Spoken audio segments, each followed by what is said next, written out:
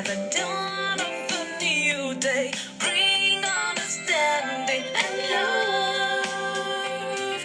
Oh, inside,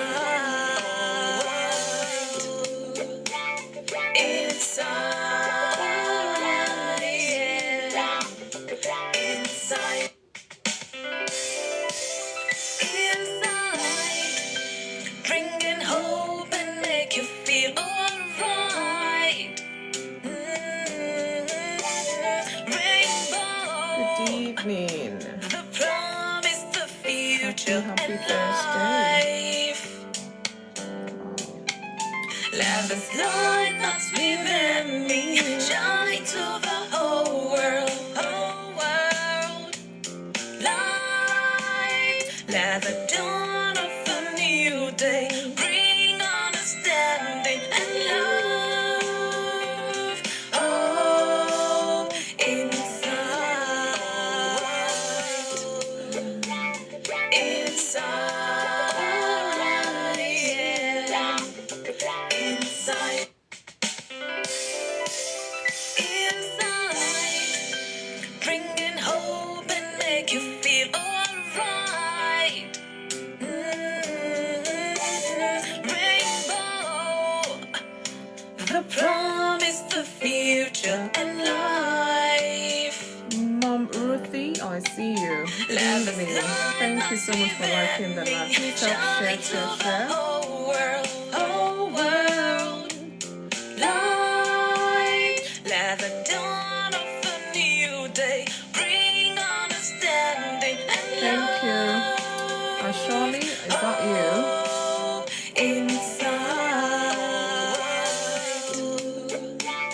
Inside, all around, yeah, inside. Good evening. Thank you so much. Bringing Mom Ruthie, happy Thursday to you. I hope you are good. 8:13. Good evening. You're welcome. I hope you are good. Oh wow. 8:13. Thank you so much. You are welcome. Please help share this live. Good evening. I hope your day has been good. And I hope the week has been good, or the month has been good. Thank God for another day. Inside, inside, all around, yeah, inside, inside. Ross, I see you. Good evening.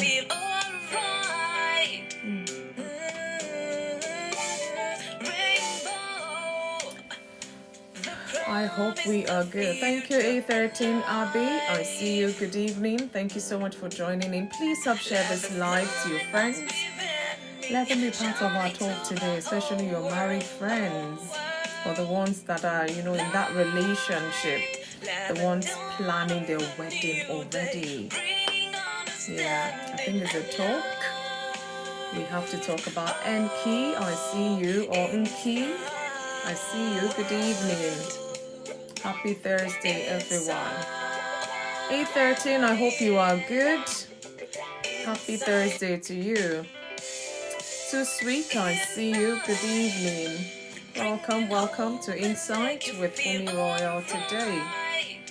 This is the day the Lord has made. Indeed, I am rejoicing and I'm glad. And a joy giver, I see you. Good evening. It's been a little while. I hope you are good. Thank you so much for joining us here today again. Alison, I see you. Good evening. I hope you are good. Happy Thursday. Happy Thursday to you. Bring understanding and love. Oh, inside. Okay, Chi, I see you. Good evening to you. Welcome. Oh, thank you, A13. Yeah, it's been a busy week, a busy day, but I am glad I am glad in today, and I thank God for His mercies, His faithfulness, His loving kindness. Thank God for who He is. Thank God for life, really. I hope we are good. Happy Thursday once again. Welcome to Insight with FunmiRoyal. Today, Thursday, the 20th of November. My goodness, about 35 odd days to Christmas. Well, it will meet us in good health by the grace of God and usher in more of God's blessings. That is my prayer. Okay, love, I see you. Good evening. Thanks for joining in. Please, guys, as you're joining, help me tap, keep liking so that others will be in. TikTok says automatically when you keep tapping, the likes cannot go up and people will become aware of this platform so they can join us here. Or better still, if you click down on your screen for about 3 seconds, you see some names will pop up automatically. Just click send and scroll down all the way down and click send to all of your followers, your friends. Let them be part of our crucial talk today. Well, it's 8 o'clock, 8:06 here in UK. I know some countries are ahead of us, UK, some are behind us, different times. But I wish if we're in Thursday, because some may be in Friday now, who knows. But I wish you well, and I hope life is treating you well. Today we're looking at this very, very crucial topic. Another crucial topic, as always, as usual rather, here on Inside. We are looking at marriage and loyalty. Marriage and loyalty. And I'm going to give my talk to bring some perspective to it so we have a better understanding, because I always love it when we get the essence of each topic. Each topic, trust me, it could be as broad as possible, but we try to, narrow it down so we have something to focus on, and then, get the essence of that focus, something we take away, reflect on it, think about it. Oh, thank you so much for the heart me. Thank you, A13. Reflect about it, talk to our spouses if necessary, make the right changes. Like I say, God's intention for husbands and wives is to enjoy their marriage relationship. But you and I know there's a whole lot couples will contend with in their marriage journey. And sometimes these things are difficult, sometimes very difficult to talk about with one another. And I always say here, please do not shy away from seeking counsel. It could be a spiritual counsel, could be a circular one, that would help. Oh, I have a bit of sore throat, so it's a bit hard swallowing saliva. But I will try my best, God helping me. These things we cannot shy away from talking about them because they affect marriage either positively or negatively. It depends on how we're handling things. Thank you, Alejandro, for sending that to your friends. Thank you for sharing this love. It's very important. So I'm going to go into the talk as I'm mindful of time, and hopefully as many that will join in, self-reflect as you hear me say, give this talk rather, and yeah, if you're not married, take notes. And if you're married, take notes. I'm here to learn as well. Don't think I'm here dishing out anything, because I'm just here to charge us, to tell us that we can do better or we can start trying. Rome was not built in a day. No husband is perfect. No wife is perfect. But we're here to charge one another so that we can, enjoy the essence, the benefits of marriage as God had, designed it from time ago. So let's go into this talk and break it down. Welcome once again if you're just joining us. Kendra, I see you. We're talking about marriage and loyalty. It's very important. Somebody's saying hello there. Prince Olukayode, I see you. Good evening to you. Hello to you as well. Please help me share this live to your friends. Let them be part of this talk today. Marriage is one of the most profound relationships human beings can enter. It is a partnership, a covenant, and I believe strongly God ordained marriage. So if you're taking any vows, making any what is it called, confession or whatever it is, it's before God first and man. Whether you are doing it in a church, you're doing it in a registry, or is a drive-through, whatever it is you call it, God has ordained marriage. And for anyone taking part in a marriage institution, whether you acknowledge God or not, it doesn't change that truth. So it is a partnership, a covenant, a journey, and a daily commitment that evolves as two people or two individuals as they grow and change over time. So it's a daily commitment in this journey called marriage. It's a covenant, it's a partnership, and we all need to really understand that and know that. I mean, husband and wife in particular.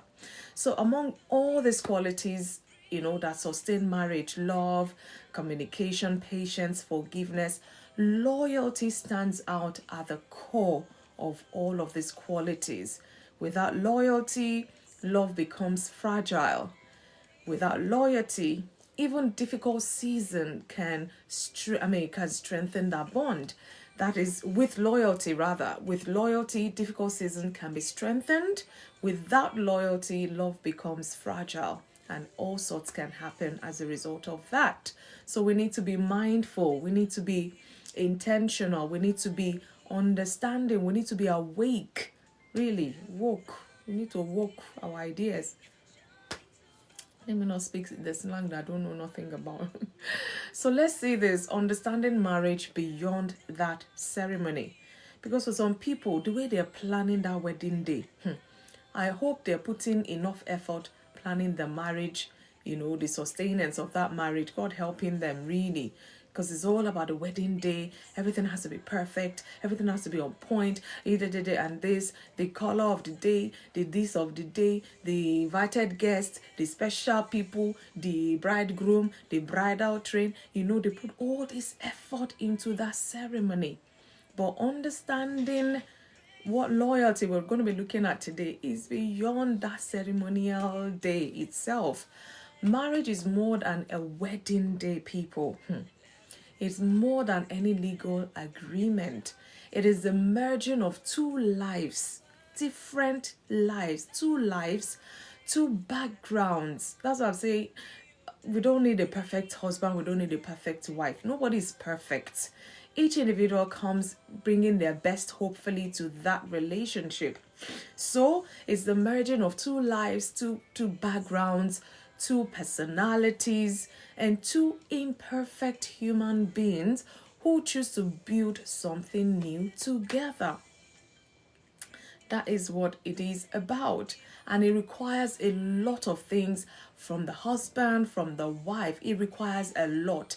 And like I always say, if you're not ready to give what it takes, please do not waste another man's child's life. Do not dabble into it. If you're not ready to give what it takes, it requires vulnerability. Whether you're a man or a woman, doesn't matter. Whether you're the husband or the wife, you have to be vulnerable with your spouse. Again, adaptability as well. You need to adapt to one another, considering the backgrounds you're coming from. It requires emotional maturity. Some people carry age, but they're emotionally not matured. And, these things have its way of affecting marriage relationships, whether we are consciously aware of it or not. It requires a willingness to grow, because the you that was married yesterday is not the you today, neither will it be the you tomorrow. And both of you have to be willing to grow for the betterment of that marriage. And it requires continuous commitment. Some people, their commitment is conditional. Yeah, that's the word I'm looking for. It's conditional. Their continuous commitment you will get as long as they get certain things. These days I hear of transactional marriage. Hey, I say, Lord, have mercy. Let me open my Bible to see where they put transactional marriage. But there's a whole lot of redefined marriage institution likes out there, because they're not what God really ordained. So, but above all, it requires loyalty, and that's what we're talking about today. The unwavering decision to stand with your partner through every season. The good times, the bad times, the ugly times, the not so good times, the challenging times, the famine times, the All through whatever season you find yourself, you stay, you're determined to stay, you're committed to staying. It requires loyalty. So let's break it down some more. What loyalty really means in a marriage. And this is me just, giving my talk anyways. I mean, there's so many meanings to it, but because of time, I have to just limit it to certain things here. So, what loyalty really means in a marriage? Loyalty in marriage is often misunderstood as simply not cheating, like you're not cheating, but loyalty goes far, far deeper than that. True loyalty includes these few bits I'm going to be mentioning, and I'm going to be focusing on them really. True loyalty includes emotional faithfulness, being trustworthy with your partner's feelings, fears, dreams, and vulnerabilities. Because some people, because the way they're wired, they cannot handle emotion, feelings. You're afraid, you want to share with your spouse. They're like, hold the thing inside, and you can't blame them because they don't have what it takes. Remember what I said, it requires emotional maturity, and not all individuals are emotionally mature to handle whatever their spouse may be bringing. So it's very important, because this is one of the things it means: emotional faithfulness to your spouse. Again, mental and physical boundaries, choosing not to invest emotionally or physically in someone else in ways that belong only to your spouse. These things, you can't cut and paste it. It is what it is. It is what it is. What are you investing in? And I get it, you're individuals, you've got your lives before, now you're meeting this person, you're investing in them, or you still have other relationships. Good for you, especially if they're, positive ones that are still supporting you and encouraging and being there for you. But you know that when we talk about a husband and wife, there's certain things you share with one another you can't really share with somebody else. It's just what it is, really. Because otherwise, we'll be looking at breaking boundaries and things like that. And not everyone would understand, this is your best friend. You're still keeping this friend. They don't even have boundaries for your new relationship or for your marriage and things like that. So you yourself have to be mentally and physically be prepared. Those boundaries that are there, sometimes you may have to sit down and talk about these things instead of just sitting and assuming that my spouse should not do this, my spouse should not do that. The way both of you have been brought up is different. Some people are so free with everyone that you will caution them, these things you don't say to this person, and they don't see anything wrong in it because this is who they are. All their lives they grew up like this, having that mindset. So remember, we have to chastise in love. Again, consistency between words and action, saying what you mean and following through. It means you're loyal. You say something and your spouse will meet it exactly like that. Not that every time you keep changing, and then this loyalty cuts across other relationship as well, friendship, family, pairs, whatever. But we're focusing today on marriage, and this is what we do here on Thursday on Insight. So if you say something to your husband, would they meet it like that? Do you follow through whatever you say? You mean your words, your actions follow suit as well? Or when you say something, they're like, this is my husband, this is my wife. They're not really consistent. Thank you, Leslie, for the heart me. I can't really believe in that. You find it hard to be loyal to such, because it's like they are wavering all the time. There's nothing to really hold on to. There's nothing tangible, so to say, to hold on to. So we need to be mindful that we are consistent with our words as well as our actions. It goes a long way. I'm talking about what loyalty really means in a marriage. We're not perfect, I get it, but we need to be mindful. Let your yes be yes, let your no be no. Again, standing up for your partner. This one, it can cut across in so many ways. Defending them respectfully in public, supporting them in private, and refusing to speak dishonorably about them. But you and I know that sometimes when issues of life happen, these things, we don't even think about it. Sometimes we even forget we're in a public space and we just lash out because we're angry, we've been upset, or somebody, or your husband or your wife have said something, I mean, remember now, maybe you have not gone through it. You go to like a party, and then you just all of a sudden hearing some noise in a particular corner. It could be a wife and a husband fighting, or two friends fighting, or something, and they've forgotten themselves that they're in a public space, and then they make a scene, and people will start look at these people and all of that.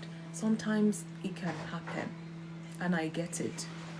But standing up for our partner should be a form of loyalty. And we need to be mindful. That's why we need to learn to control our emotions. Anger is not everywhere anger meets you must display there. Please be mindful. So outside of our covenant relationship with the Lord, loyalty is required in marriage. Definitely, Leslie. Definitely, 100%.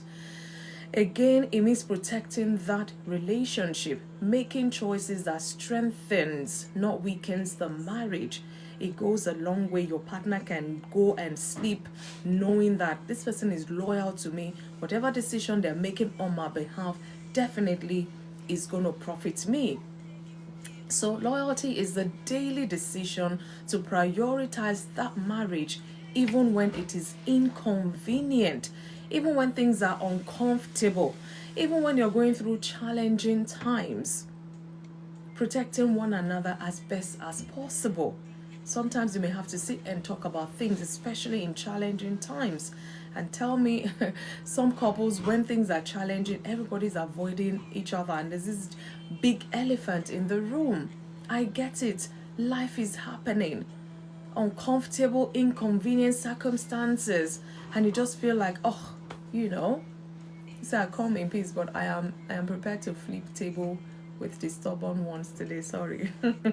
Okay, Leslie, let's be calming down like this. Please get a cup of cold water, or if it's ice cream, so that we'll be cooling temper. So, why does loyalty matter? Why does it matter in marriage? We're talking about marriage today, and like I said, you can use this to other relationships that you have. Leslie, be calming down. Why loyalty matters? Loyalty matters because it builds trust. Trust is the foundation of that intimacy. And without trust, emotional closeness becomes fragile. If you don't trust your spouse enough, if you don't trust the fact that they're loyal to you, that relationship becomes very fragile.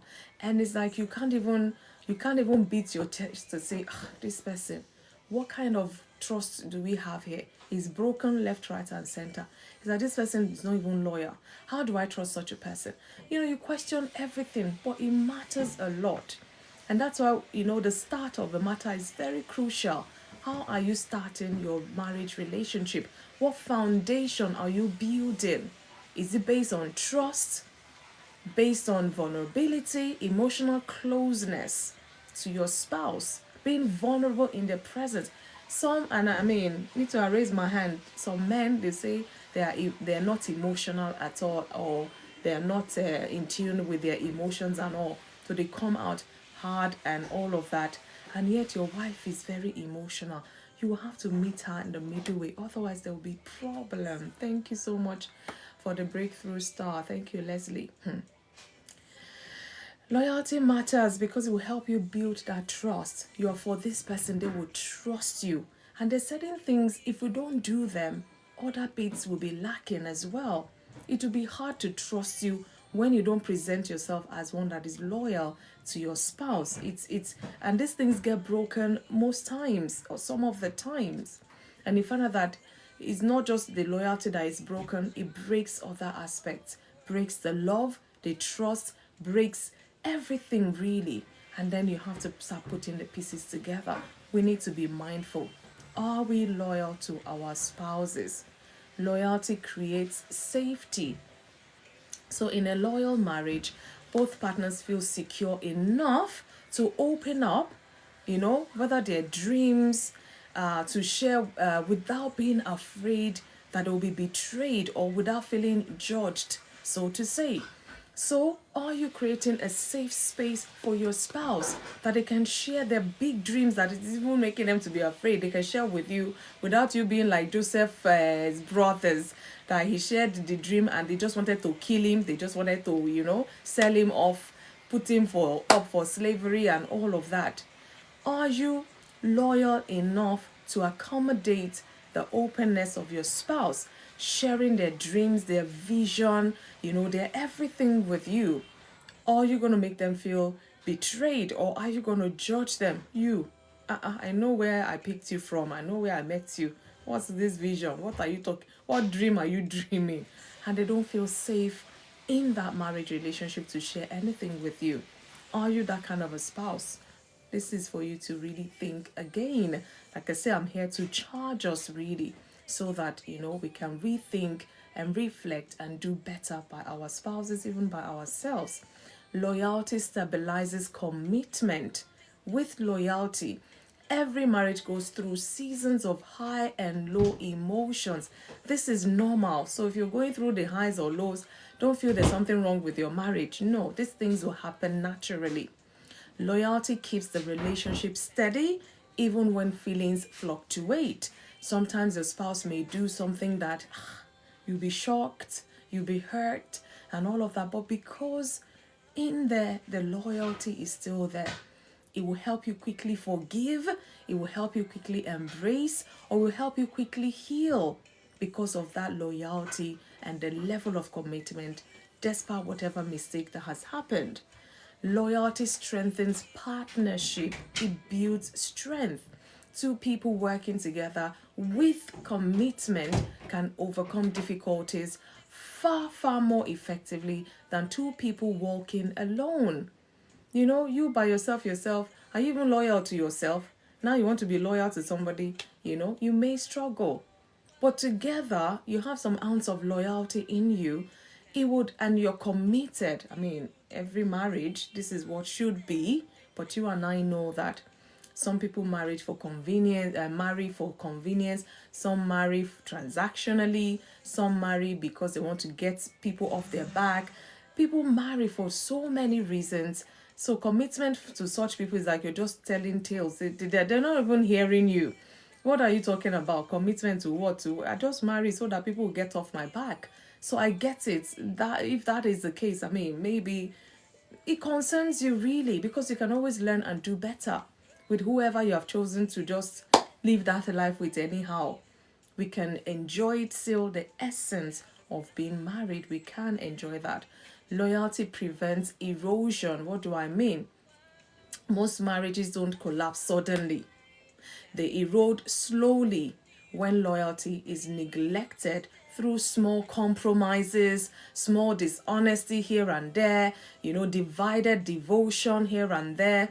It sometimes it's gradual, it's subtle, and bam bam, you find out that there's nothing holding nothing in this relationship. So loyalty strengthens partnership. Yes, 100%.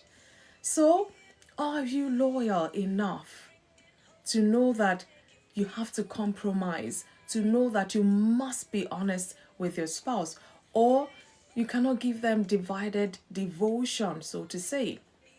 Life happens, issues happens, not that you don't want to compromise, you just find out that you can't, maybe due to whatever is happening. Sometimes, because like I said, there's always a thin line. However, sometimes you just want to say everything as it is, but it will hurt them. Someone will say, if I tell you the truth, it will hurt you more than, so let me just tell you the bits that I know you can handle, or whatever it is. Yeah, someday that whole truth is still going to come out, and they might even feel lost and hurt some more, and they just feel all this while you're stringing them along, you were never loyal to this relationship, so it might bring more harm than good.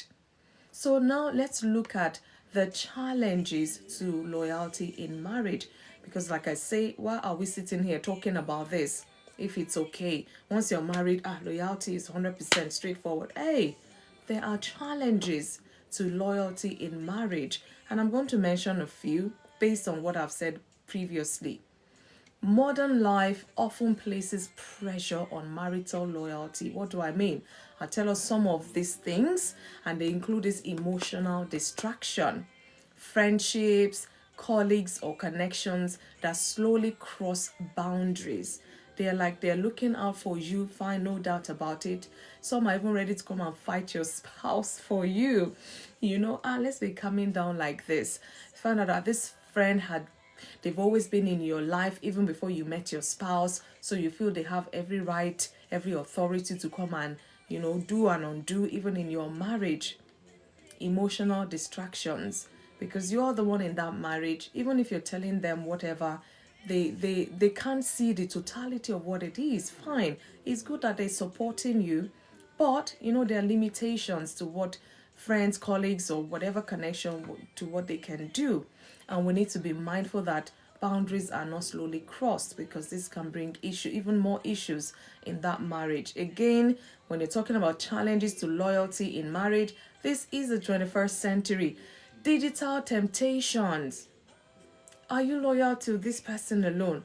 Because you watch this one, you chase after this. I remembered years back, I had a client who said they were planning to get married, but then the spouse saw that this thing is getting serious, and there was an addiction they had, and they didn't know how to tell this my client.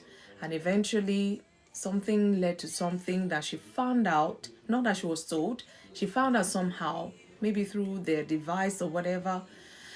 And this was a shocker for this my client, and they just felt, what, let's pause on this relationship. So there are digital temptations, social media interactions sometimes. Hey, digital temptation, secrecy around devices, inappropriate conversations or online relationships. It can break loyalty if care is not taken. It can be a challenge to that loyalty in your family. Some people, it's what is it called? Online gambling, a lot of things online trading, and they don't have a clue. They just go, and then you spend your family's money that you haven't budgeted for such, and your spouse is looking, is this person even loyal? They cannot even help with the finance to commit to making sure that we achieve something good. Why would you go and be gambling with your family's finances without even your spouse knowing?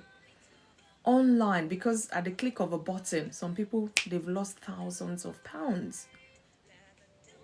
Let's be mindful. Digital temptations can break loyalty. Again, stress and emotional distance. When couples drift, it becomes easier to seek emotional comfort elsewhere.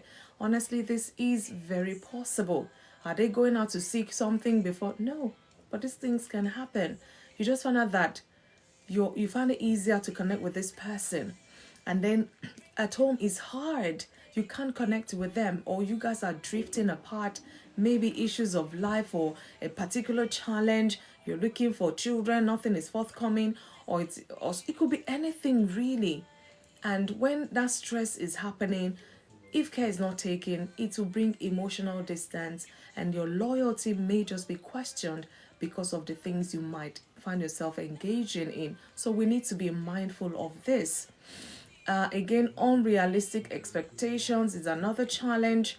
Expecting perfection from a spouse can lead to disappointment and vulnerability to external attention. That's why we need to be mindful. Why do you think God will bring a husband and wife together? There's so many benefits that comes with this thing. But because we lack understanding, we've been taught the wrong way of marriage or whatever. That's why we keep having all these issues. Unrealistic expectations. When you know you're not perfect, you want a perfect man, you want a perfect woman. You yourself, are you perfect? We just have to be mindful. Our expectations, are they realistic? Our spouses, do they even know what our expectations are of them? These are things we need to sit and talk about. But, the reason we're here, couples shy away from talking about these things, and it's bringing more problems, more issues. Another challenge to loyalty is unresolved conflicts. And this is very huge, because when not dealt with, that's where you have separation, you have divorce. Unresolved conflict, lingering resentment, it will weaken whatever form of unity you guys have. And it makes loyalty or disloyal behaviors more tempting. You find out that things are not resolved, everybody's angry, everybody's doing a thing. You just find out that, why are you loyal? You're not loyal, you're not faithful here, you're not anything. And you can just do and undo. because that loyalty has been broken because of that conflict, and then it's even lingering on, it's not being resolved. As a result of that conflict, resentment is building, eroding the love, eroding the care, eroding the support and all of that. So we need to be mindful that we don't allow unresolved conflict to erode any ounce of loyalty that we may have left in that marriage. So recognizing these risks allow couples to guard their relationship intentionally, and that's what we're hoping. Because sometimes there's certain things we don't really think about until we find ourselves in there and we're like a mess. We can't even deal. We don't even know what to do. We make the wrong choices even though we got it all together. And we need to be mindful. We need to recognize certain things. There is no perfect marriage, guys. That's not what I'm here to preach about. But we can do better. We can do better, no matter where we're coming from, no matter the background, no matter the experiences. We can always do better than what we have experienced, maybe from our own parents or relatives or whoever. So let's see loyalty as a daily practice.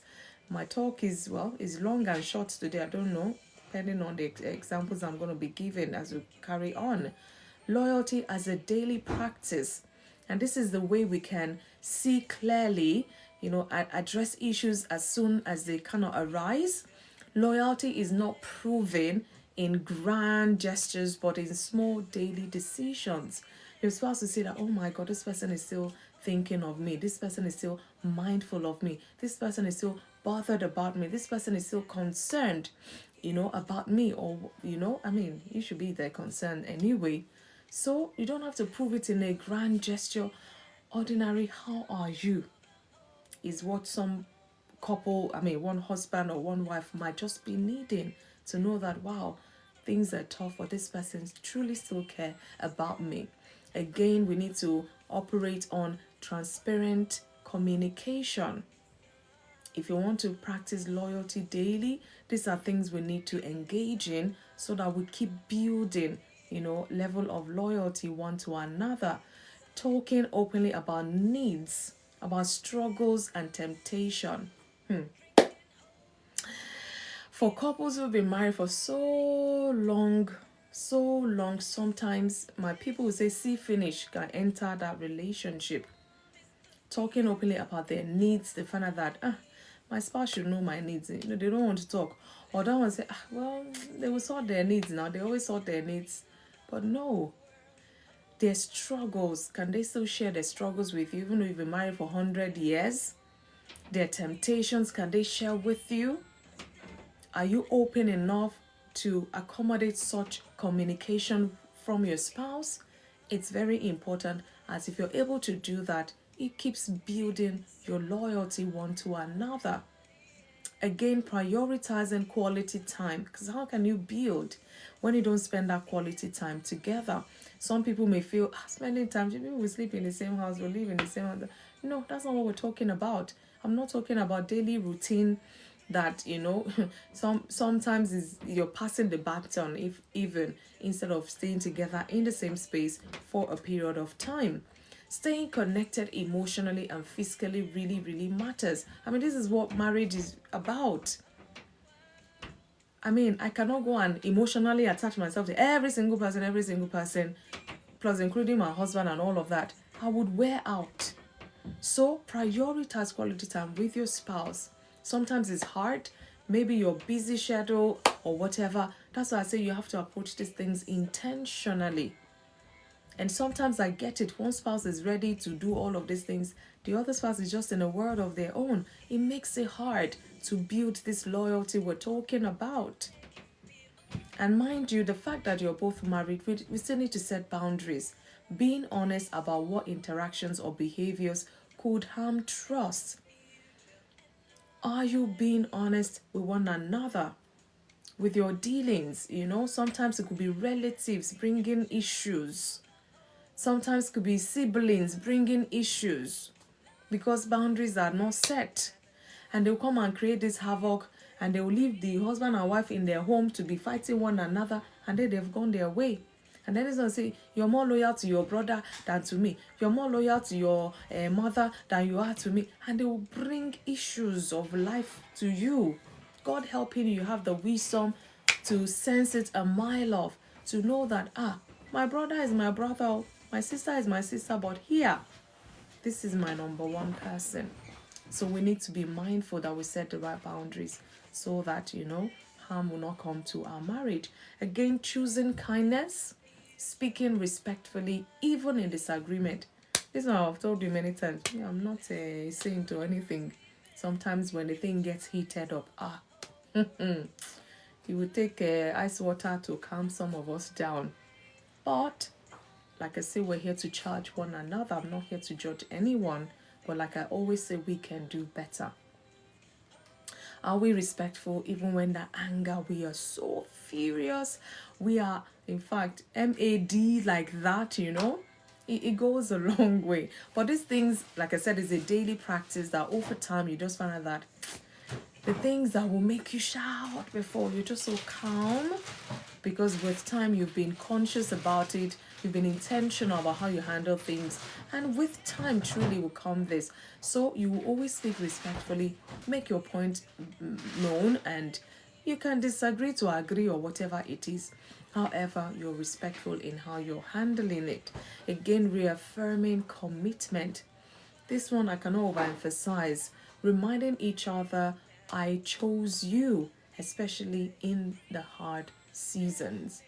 Some people, because of the hard times, they capitalize on that and they just feel there's no way out of this hard time. Go your way, I go my way. They don't even mind their children, involved in that. Start with FunmiRoyal, join the discussion. This AI thing I've started again.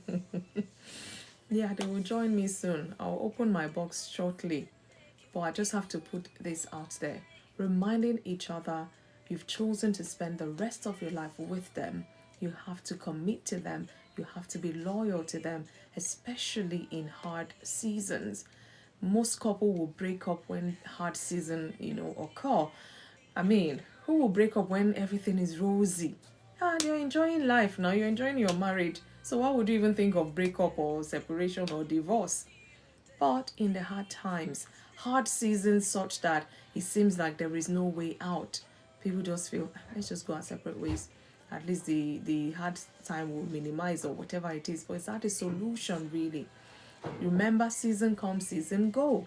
Your spouse still remains. So we need to help stay and build. I mean, if you go separate ways, fine. Let's even assume you go separate ways. One day you still find love or you want to love again. What is the guarantee that hard times or hard season will still not come in that new relationship? So let's just stay with this one and pray to the Lord of hosts who created marriage himself to come and help you through it. Because you've chosen to spend the rest of your life with this person. That's why to those who are not married listening right now, don't rush into marriage. That's what I'll say to you. Do not rush in, because if you're rushing, you may rush out. Or make sure you tick all the dots. Tick it, everything, checkmate, no red flags and all of these things. Some things we don't pay attention to when the butterflies are flying. But marriage will bring our attention to certain things we never thought of before. And you find out that you're not even equipped. And that's why there's so much chaos sometimes in marriage. God helping us, especially for the newlyweds. God will have to strengthen all of us. Loyalty and forgiveness, I'll go into this. No marriage is free from mistakes. No marriage is free from mistakes. Even those who have been together for 100 years, go and sit them down and ask them. Ask them that, husband, have you ever made any mistake in this marriage of 100 years? Wife, have you? They will tell you, except they're lying. In long-term partnerships, both partners will hurt each other at some point. How do I put it? At some point, severally or several times. Sometimes unintentionally, sometimes through lapses of judgment, because you feel, this is right, this is, and then you go ahead and make certain decisions. You find out that you've broken the trust. They find it hard to be loyal to you because they can't trust you. It goes like that. So Loyalty and forgiveness, they kind of work hand in hand, because you will offend one another.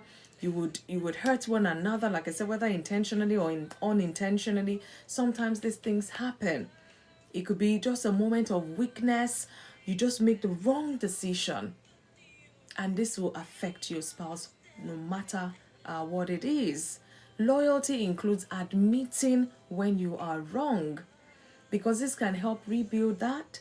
But when you're wrong, everybody knows you're wrong, and you're still doing your guy man, guy woman, and you're still trying to justify. There is no how you build loyalty with that attitude.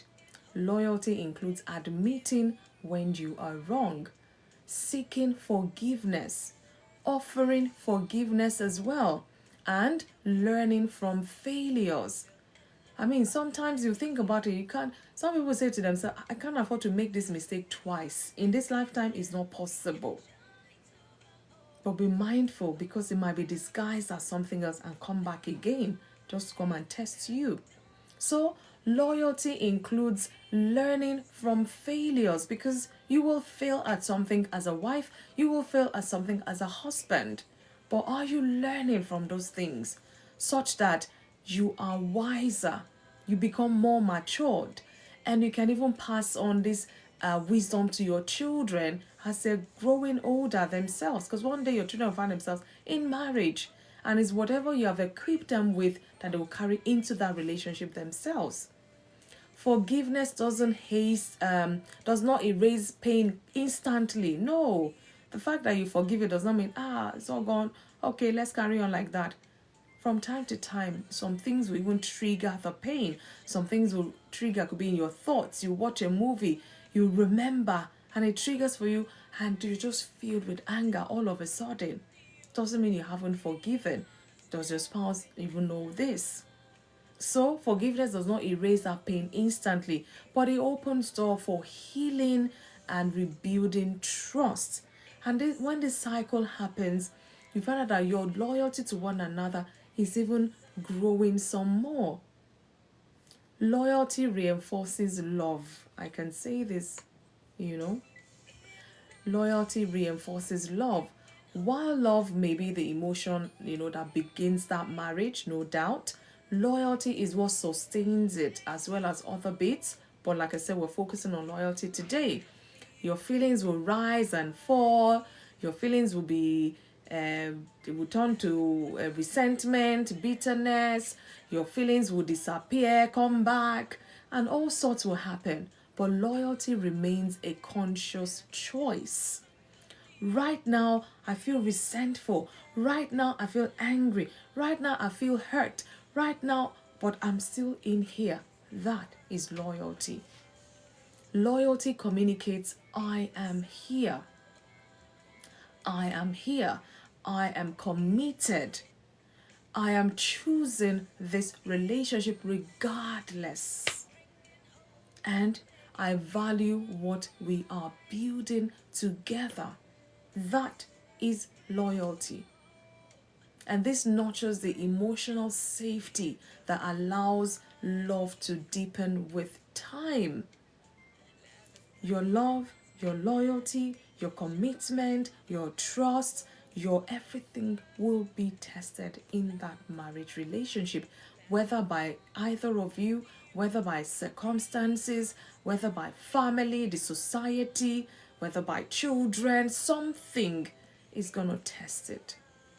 Some things will come to test your loyalty for one another. So, loyalty as a shared journey. I had to put this, a shared journey. It's not expected of husband to be loyal to their wife and wife not loyal. It's not expected of wife to be the only one loyal and the husbands are not loyal. That is not balanced. Things will happen. Negative things will happen actually. So marriage thrives when both partners embrace loyalty as a shared responsibility. I'm bringing 100% loyalty. Are you bringing in 100% loyalty as well? Or the norm, the culture, society says men are supposed to bring 50, the women are supposed to bring 100. Norm, society, culture saying women are supposed to bring 100, or the other way, women are supposed to bring 100 and men bring 50, or the other way round. But it's a shared journey, shared responsibility. If I'm bringing 120, best be bringing 120. And this is not talking, we're not talking about perfection here. We're talking about commitment. Commitment. Rough times will come. Like I said, challenging moments will come. Could be health challenge, could be financial challenge, could be career challenge. Whatever that challenge is, it will come. And is that going to shake up the loyalty you have for one another, or break it up altogether? These are things we need to reflect on. It's about commitment, it's not about perfection. And when both spouses, stay faithful emotionally and physically, the loyalty grows. Protect their bond, the loyalty will grow. They communicate honestly, the loyalty for one another will grow. They choose each other consistently, the loyalty will grow. Their marriage becomes a place of strength, a place of companionship, and lasting intimacy will be experienced. It's very important. These things, sometimes, like I say, we don't overly think about. We don't even think about it. But what is affecting relationships? What is affecting marriage relationship? Especially when you've been married for so many years, there's certain things we just coast along, just coasting. We're not enjoying, we're not even enduring, we're just coasting. That's how I can put it, so to say. But we need to be mindful. Loyalty in marriage and loyalty, they go hand in hand. There is no how you've been married to someone and you don't want to be loyal to them. Then what is your business in that marriage relationship? It's one thing to be loyal, and that loyalty is tested, and maybe it's rocky at some point, shaky at some point, but it's there. That is even being tested to start with. But now having that mindset, when I go into this, okay, I'll commit to a level, this and that. But loyalty, some people dilly-dally, some people it's in them, they can't just give 100% because of past hurts or past experiences or their background. They've been taught a certain way. You don't give your all to a man, no. You don't give your all to a woman, no. And then this thing keeps rolling over in their mind. Even though they're this person, they just want to commit. They'll remember the words of their whoever, their forefathers or their parents or whoever it is. And they will just withdraw and all of that. And these things tend to become obvious. It's just a matter of time. And then if care is not taken, you're getting back from your spouse what you're actually putting into that relationship. You're putting in 40%. Maybe they used to put 100%, and they see that you're just adamant, you're just on that 40%. They will have to come to your 40%. And then you now say, they're not loyal. No, it takes two. Shared responsibility.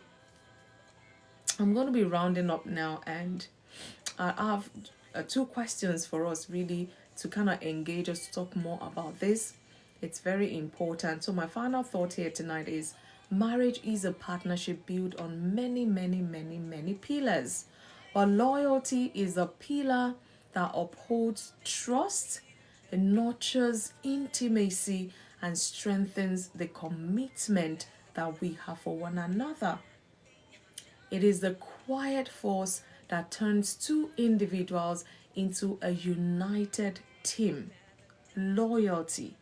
When loyalty is honored, marriage becomes not just a relationship, but a safe haven, a source of strength, and a lifelong journey of growth and companionship. It's a big pillar. Every marriage needs it to stand. Otherwise, we're just coasting, we're just enduring, so to say. We need grace. God will continue to give us that grace. And may we have deep understanding of what loyalty means to our own marriage relationship. It's very important. Sometimes we may have to pray through these things. The loyalty may be challenged. The loyalty may have suffered greatly.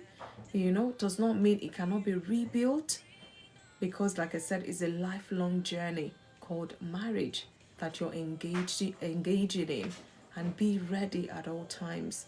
When things are broken, you need to fix it. When things are not enough, you need to find more. And you cannot do this by yourself. In that relationship, you need your spouse to walk this journey, together. God helping you, you're mostly on the same page, as you journey along. So let's build loyalty in that. If you feel it's being challenged, sit and talk about it with your spouse. There's no point shying away. And if it's so deep, seek counseling. Couples therapy is out there. So many kinds of therapy that people can engage in. Don't shy away from it. Don't feel, oh, my culture does not embrace. Culture will not save us. Culture will not save your marriage. Culture is good though, don't get me wrong, but it's not always ideal sometimes.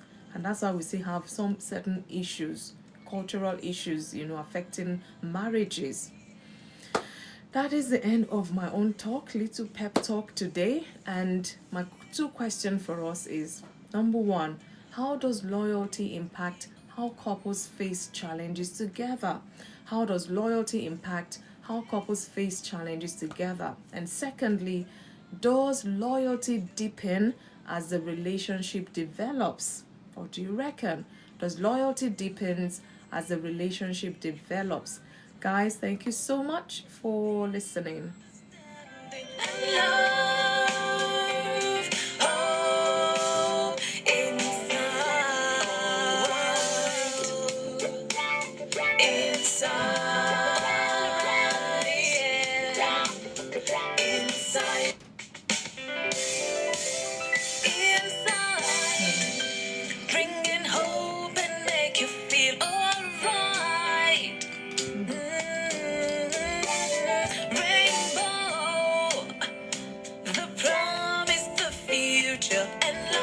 Thank you, A13.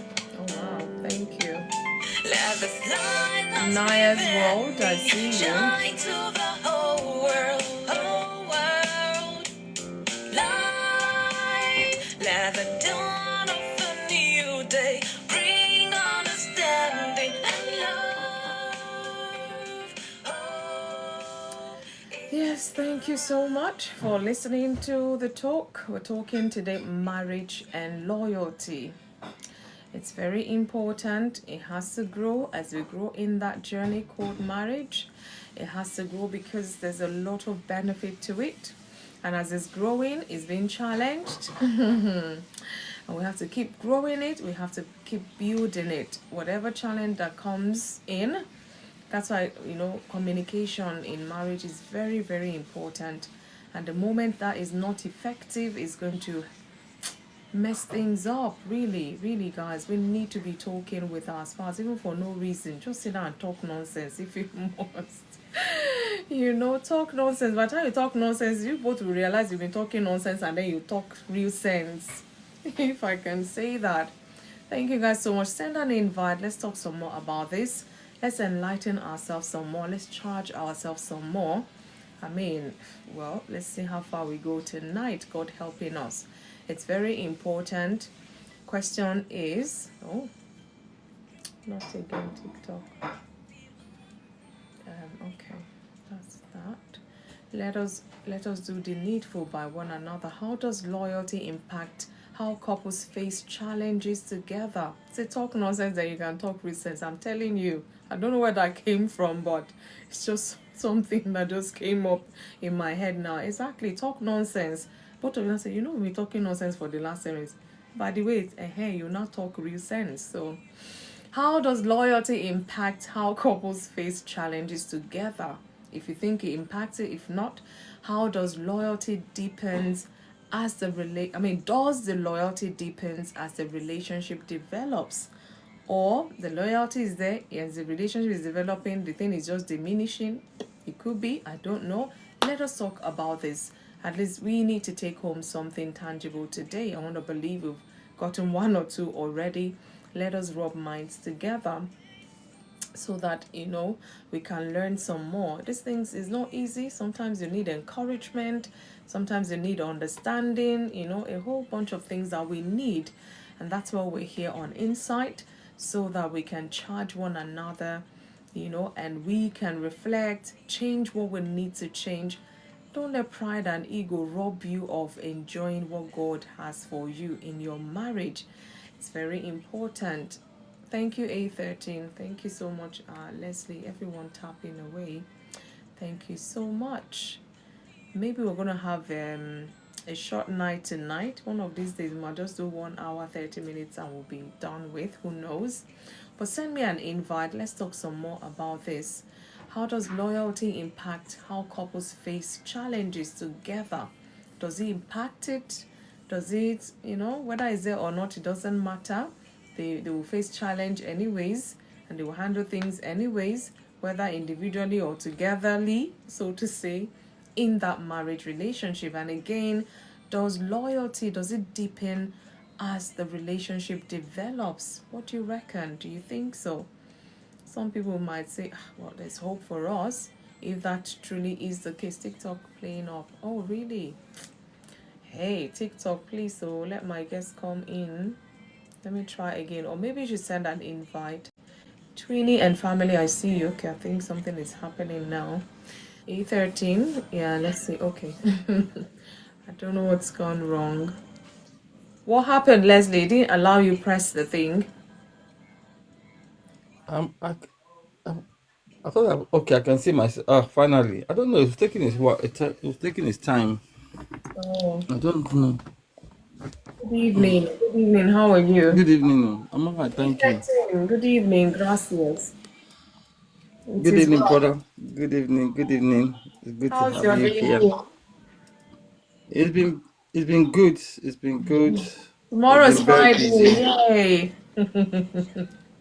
Friday is a work day for me, so It's a work day for me as well, but I mean, it's the last day to work, even though. I get it. It's Saturday that I actually have, although this Saturday is busy as well because I'm out with some people. So Yeah, you Saturday. see, but it's good. It's good. It's good. Thank We you, thank God for the Ethan. weekend. Exactly, thank God. At least some sort of rest. If Somebody said that the weekend is Jesus' gift to humanity. So God gave us Sabbath, and Jesus gave us an extra day can you imagine? for, yeah. So So that's why we have it's the on us to weekend. make sure we rest.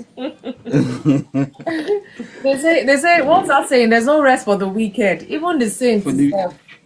Even the saints itself, they have God will help us. for the wicked saints. There's rest for me. Yo. I don't care how much I work. I can rest. It's I'm not very a important. machine. It's because you're intentional about it. Yes, yeah, Exactly. I think for us, I think it was 2017 that we made a decision that my wife would not cook on weekends. And at Really? first it was difficult. Yeah, it was difficult because she was so used to it. But I said, no, you have to have time to rest. We can buy takeaway. I can help cook extra, And at first it was difficult, but it's how many years now we have not missed it. In fact, it's been such a wonderful decision we made. We love it. She never cooks on So you weekends don't at cook all, on weekends. at all. No So cooking you on cook on weekends. weekdays. Weekdays, and it's even limited, like 2 3 days, and we kind of have meal preps so that it's only maybe once or twice the cooking is done. Oh, I see. Okay. Yeah, whatever So works. yeah, Because that rest is very yeah, important, I'm telling you. yeah. I had to put my money where my mouth is. I stepped up, so I help out in the kitchen. Even now, yeah, I Yeah. help out in the kitchen from time to time, and then we get takeaway as well. So we buy quite a lot, and then we put it away, and then we bring it up on time. So the weekends are sorted out. I sorted Yeah. out. Even this weekend now, takeaway has been prepared. Yay. So everything is ready. Everything. Because I'm not going to be around on Saturday, so I made sure that she has the kids. Everybody has takeaway sorted out, ready to go. That's So good. it's Good practice, yeah.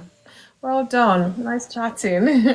yeah. So I don't know how much of the talk you actually heard, Oh, I was enjoying it. I love this manager. I liked it. I saw some of the points. That's why I kind of typed them up so I can remember them again. Yeah. Loyalty in marriage. Yeah. Again, I think it's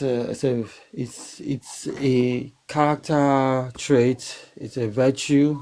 It's an asset that you think about the supermarkets today. It's you think about the loyalty when the loyalty card started. I think it was Tesco that began it. I think that was maybe in the early Oh, 2000s oh yeah. when it started. It used to be very good. Now it's rubbish now People were because they don't crazy manage. about it. Like It it's was like if yes, you it don't have it, it's racked. like what are you doing in Tesco? In fact, the people don't know, but the Tesco loyalty club card is what took Tesco to the $1 billion to the £1 billion threshold. It was the loyalty club card scheme. I can. And ironically, it's the very same loyalty club card scheme that also made them lose customers because they started to cut and reduce what they were giving back to customers Yeah. with their spending. So now it's rubbish.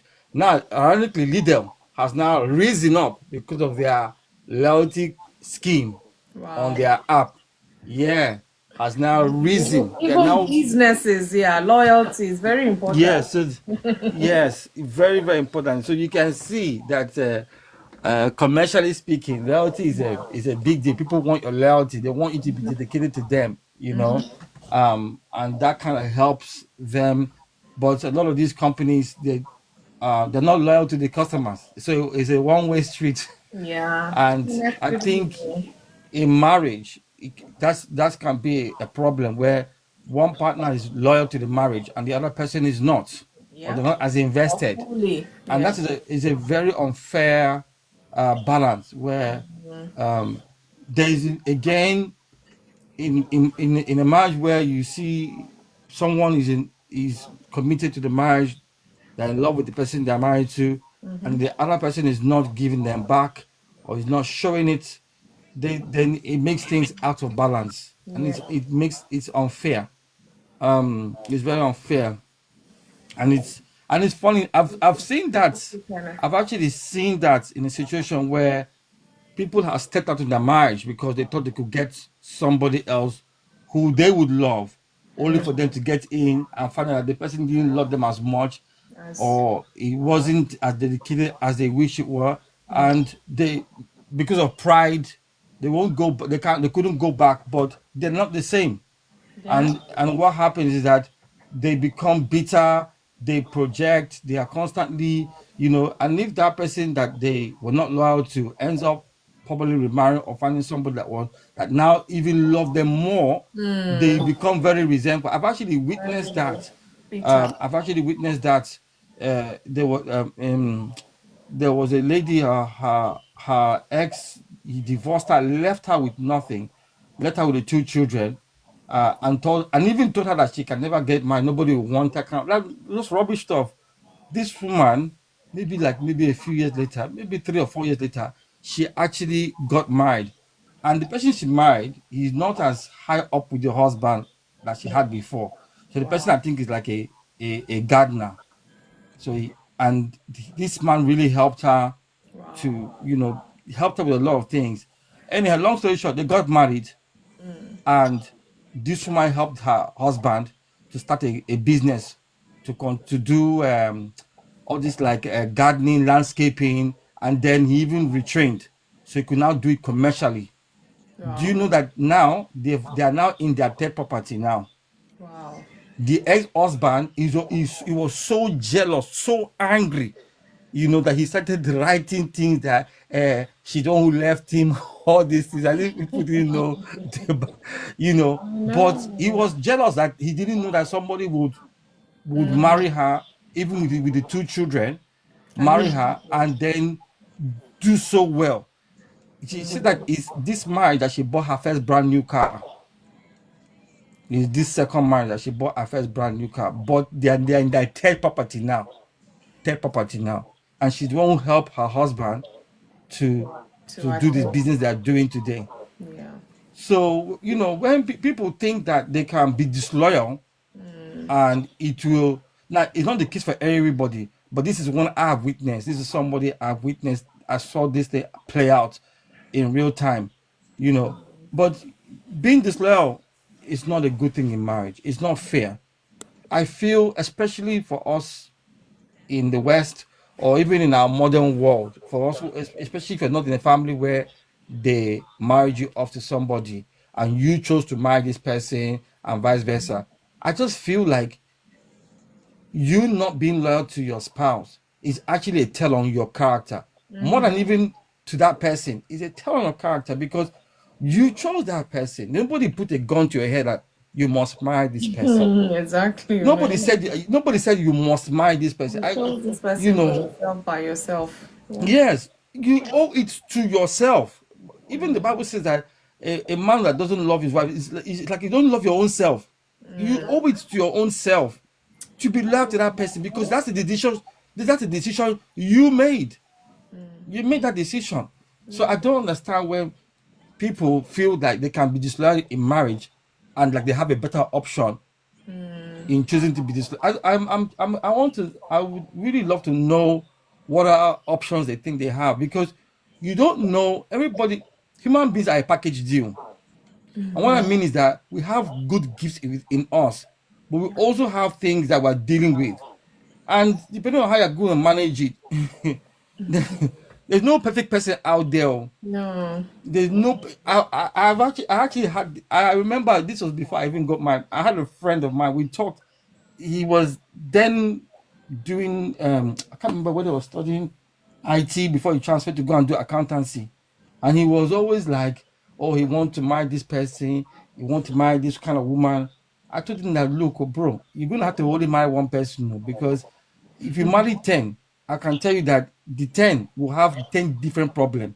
You might get some good, but you will have 10 different issues as well. It's not like you're going to marry 10 women and everything's just going to work out well. There's no problem. I said it doesn't work like that. So he said, it's not true. I said, look, let me tell you. Because this is me. My father has always been my life lesson. It's one of the reasons why I said, my father is my one life lesson. I said, okay, the first wife, you will say, oh, I marry her because she does this, that for me. Then the second wife, you say she marry her for this. I said, but do you know that you don't know what other issues they're going to bring? So maybe the first wife, you marry her and you're happy, but you're saying that, okay, maybe she's not so fast. Maybe she might be a bit slow. Then you go and marry the one that's fast. But one that's fast will not be patient with you. They won't be patient with you. They will now be irritable if you don't do it like now. Or they will be like, you're not bringing the money as fast. You're not, me, I'm bringing X amount, and I said it's different problem you'll be handling, Yeah. and then even the children. Yeah. I said, what besides you now have the children? It'll be one issue or the other. I said, there's no perfect person out there. Like, you're always going to find. So I said, look, just make a decision to marry the person and believe and just trust God to help you and just be committed to that situation. Because if you think what you feel you're lacking in that person, you too are also lacking something to that person as well. Though. Yeah. But I said, let me just give you that okay, you are perfect. That thing you think that person is lacking, you go and find it in the other person. That person will be lacking 80% of what that person. They'll be lacking in another area. Yep. So you owe it to yourself. And I said, look, none of us. That's why we need God. Nobody is going to. No human being is going to give you everything. I'm sorry, it doesn't exist. Anyone that tells you that is telling you a big lie. That's why you see all these Hollywood celebrities, all of them. You say, this one married fine girl, and yet he still divorced her. It's because there's something that he did not happen in that relationship, and they feel because I have money, I can. This thing, people think I don't like money, but the things I don't. I think people put emphasis on money so much that I almost think the money is a premium. And I've told people like you might as well get married to money. Just make your mind. It's not I don't like money, and I don't. I'm one of those people that if I was a millionaire today, you would never know because I don't put it as a center. It's not the most important thing to me. It's a servant. It's a tool. Yeah. And it has a function. That's it. It's not going to. It's not. But people overvalue it to the point where it's almost like a god. And it's funny that Jesus brought that to our attention. You can't serve two masters. Yeah. And the way people talk about money is almost a master to them. They almost worship it, They're you loyal to know. money than their spouse. So, don't. Yeah. And one thing I think that people don't understand, like, you train people with the very thing you value. So if you value money so much, be very careful, because the people in your household, starting with them, if you're telling them that that money is so important, you are training them that you are not important. The Oh. money you make is more important. So don't be upset when all they know you for and all they want from you is just money. They don't care about you, what you're dealing with. Don't be upset, because you have trained them inadvertently, knowingly or unknowingly, that that is what's important. You are not important. It's just only what you can give. So don't be upset when that's how they treat you. I just want to leave that out there. So it doesn't mean that I don't like money, or but I don't make it a premium. It's not the most important thing for what makes relationships work long term wise. It's just not. And there's a lot of problems that come if you put that as a premium. It's good. It serves a purpose, but recognize that it serves a purpose. The second you start making it more than what it is, you inadvertently become a servant to it, and not the other way around. So if your loyalty to money in marriage, it will be a problem. Yeah. It will be a problem because you will do anything for it, and it will be lopsided. And ultimately, like I said, you are giving people. And I've said that there's two things that will happen: either you get sick or you get old. One thing is going to happen. And I have a friend. I have a very good accountant friend. The person I'm having my dinner evening with on Saturday. Very good accountant friend. He's introduced me to a lot of people that have helped me to do stuff in business and everything. And he had a good he had a colleague of his who retired early because he came into some money in his late 60s. So he retired around maybe when he was 65. Um, and he was married for a very long time. So when he retired, You. the wife of I don't know how many years told him, we're having a meeting quickly. And she told him that you have retired now, but me and you were not friends. So here's the kitchen, here's the sitting room, here's the TV remote. I'm off to go and hang out with my friends. Please go and enjoy your life. I'll see you later. And he was shocked. And my friend told him, well, you spend so much time in the office making all this money. Now you want her time. She's got used to being without you. What did you expect? And so people had to be very careful. And he said that the friend was very, very, very upset and very sad that, why would you have cheated? He said, but that's what you've been doing to her for the last 25 years of your marriage. You let her be the second place, all your time in the office and everything. Now she's told you that she doesn't need you, doesn't care about you. That's what she's giving back to you. So I think people should be very careful. So loyalty in marriage, I just feel like loyalty in marriage is a very important thing. I think it's good for a husband and a wife to be loyal to each other, because at the end of the day, that's what you have. You have each other, and if you do that, I think it will spread to your children. I think it will spread to if even your friends will treat you in the manner in how they see you treat your spouse. I've seen that happen many times. That's how they're going to treat you. They will find it difficult to say things about you or your spouse, because they can see that you value your spouse. They can see that you're loyal to your spouse, and they will find it hard. I know. I remember one time, my wife friend, they went out when she was doing her a birthday, and one of them made a statement like, you and your husband said, what is it? And my wife looked at her that, do you have a problem with that? And that was it. that was that was it. That was just it. I think the person knew, it's not going to fly. Don't even go there. It's not going to fly. It's just not going to fly. So loyalty is very important in marriage. I think sometimes people give loyalty to things or people that don't deserve that loyalty. But when it comes to their marriage, they don't give you the intention, and then they get upset when certain things play out or things don't go the way they want, and they now want their other husband or wife to come and be there for them when they didn't give that loyalty. Now they want that harvest, they want that security of that loyalty, and it's not there. Yeah. So I hope that helps people today. I hope that helps somebody out there. Hopefully. Thank So you. maybe I'll ask you the second question. I mean, it's there's no right or wrong answer. It's just what you feel or what you think. Does loyalty deepen as the relationship develops? Do you think? I think first and foremost, it always starts with a decision, and that decision you commit to gets deeper. And I think it gets deeper because you at some point you will experience the result of that loyalty. Something happened, maybe for me, I think business has been a good example.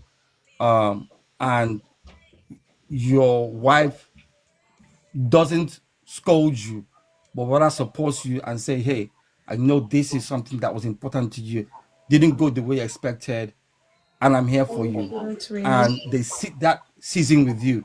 And I think that's when you know, okay, the loyalty is paying off, or you can see the fruit of that loyalty. So I think, yes, it gets deeper and stronger when you begin to see it come back. But you got to, first of all, give or sow into it.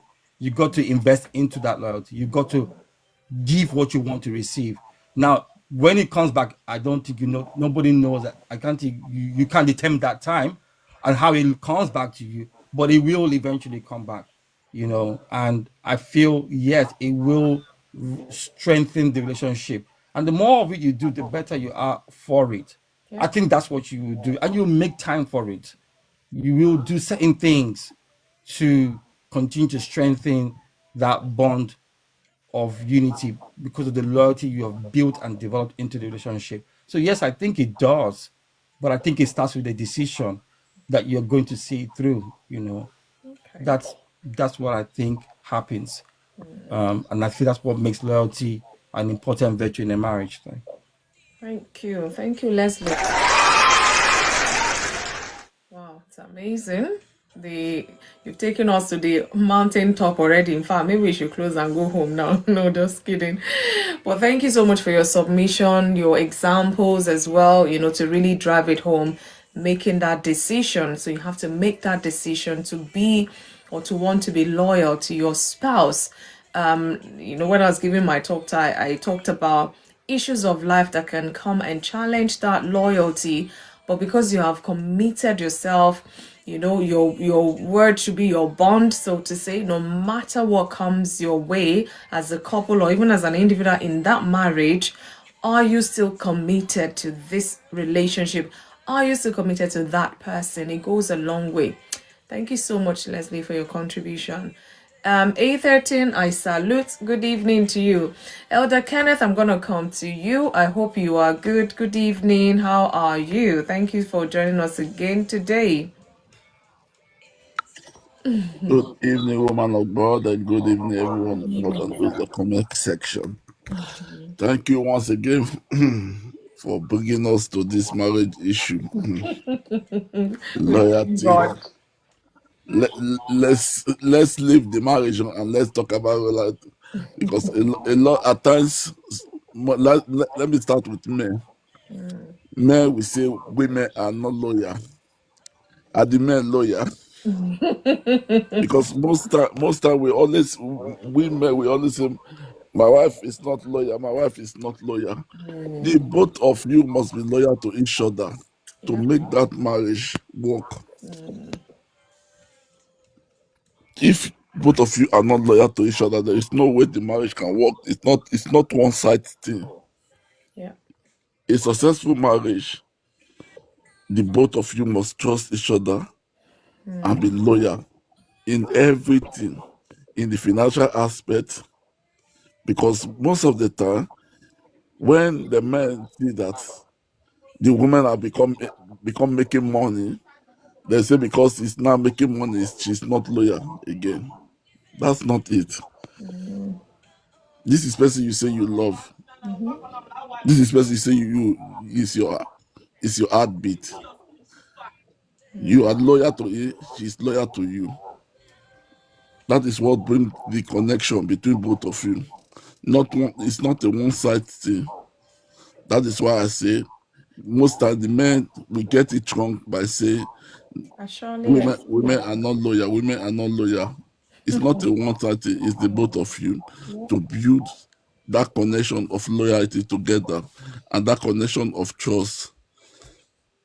Then when you begin to trust each other, then that loyalty come in. It's something that both of you must work towards, not only one side party. Yeah.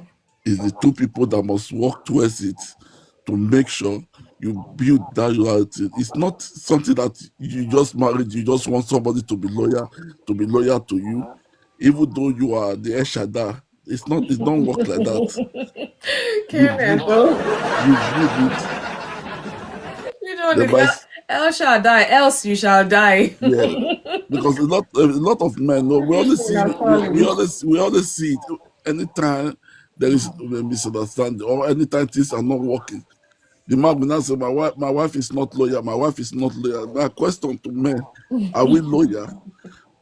Because we always say it. I've seen several times my wife is not loyal again. Since he started making money, she's not loyal again. The reason why some of them are not loyal again is because the time they were not having money, you didn't treat them well. Yeah. You didn't make them to be the love of your life, because some of the men of a truth, I will say it, oppression.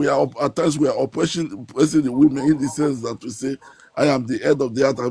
You must submit, you must be loyal, you must be loyal. Before a woman can be loyal to you, you must see the true leadership in you. You must see the character that you are exhibiting. You must see that, yes, this is the one that I want to be loyal to. You cannot possess a character that you know that of a truth you are not worthy. Then you want her to be loyal in one sense. So that is why I say, for for the marriage to work successfully, to the plan and to go to the permanent side that God wanted to go to, the both of you must be loyal to each other in your finance, in everything, and you must be open, transparent Yeah. to each other. Not you are doing your own thing, your man is doing your own thing. Then when there is a misunderstanding, you are not submissive, you're not submissive anymore. We hear this oftentimes. We do hear all these things, but let's come to think at it. This is two people coming from two different backgrounds, Yeah. coming from two different culture, coming from two different lifestyle of life. Then you just all of a sudden you just want me to be loyal to you because you marry me. Wow. You put it that way. We need to understand this thing, that it don't work like that. A Rome was not built in a day. Yeah, surely. Thank you for sharing. At times it might even take years to say, yes, this woman has been faithful, this man has been faithful to me. Yes, now it's time to show submission in all edification of life. It's time to put that trust, to build that trust. Most of us, because of the way the lifestyle is going, or maybe the woman is any more than us, or maybe the woman has achieved more than us, we say it's because of those worldly things or those things that she have acquired that make her not to be loyal again. Wow.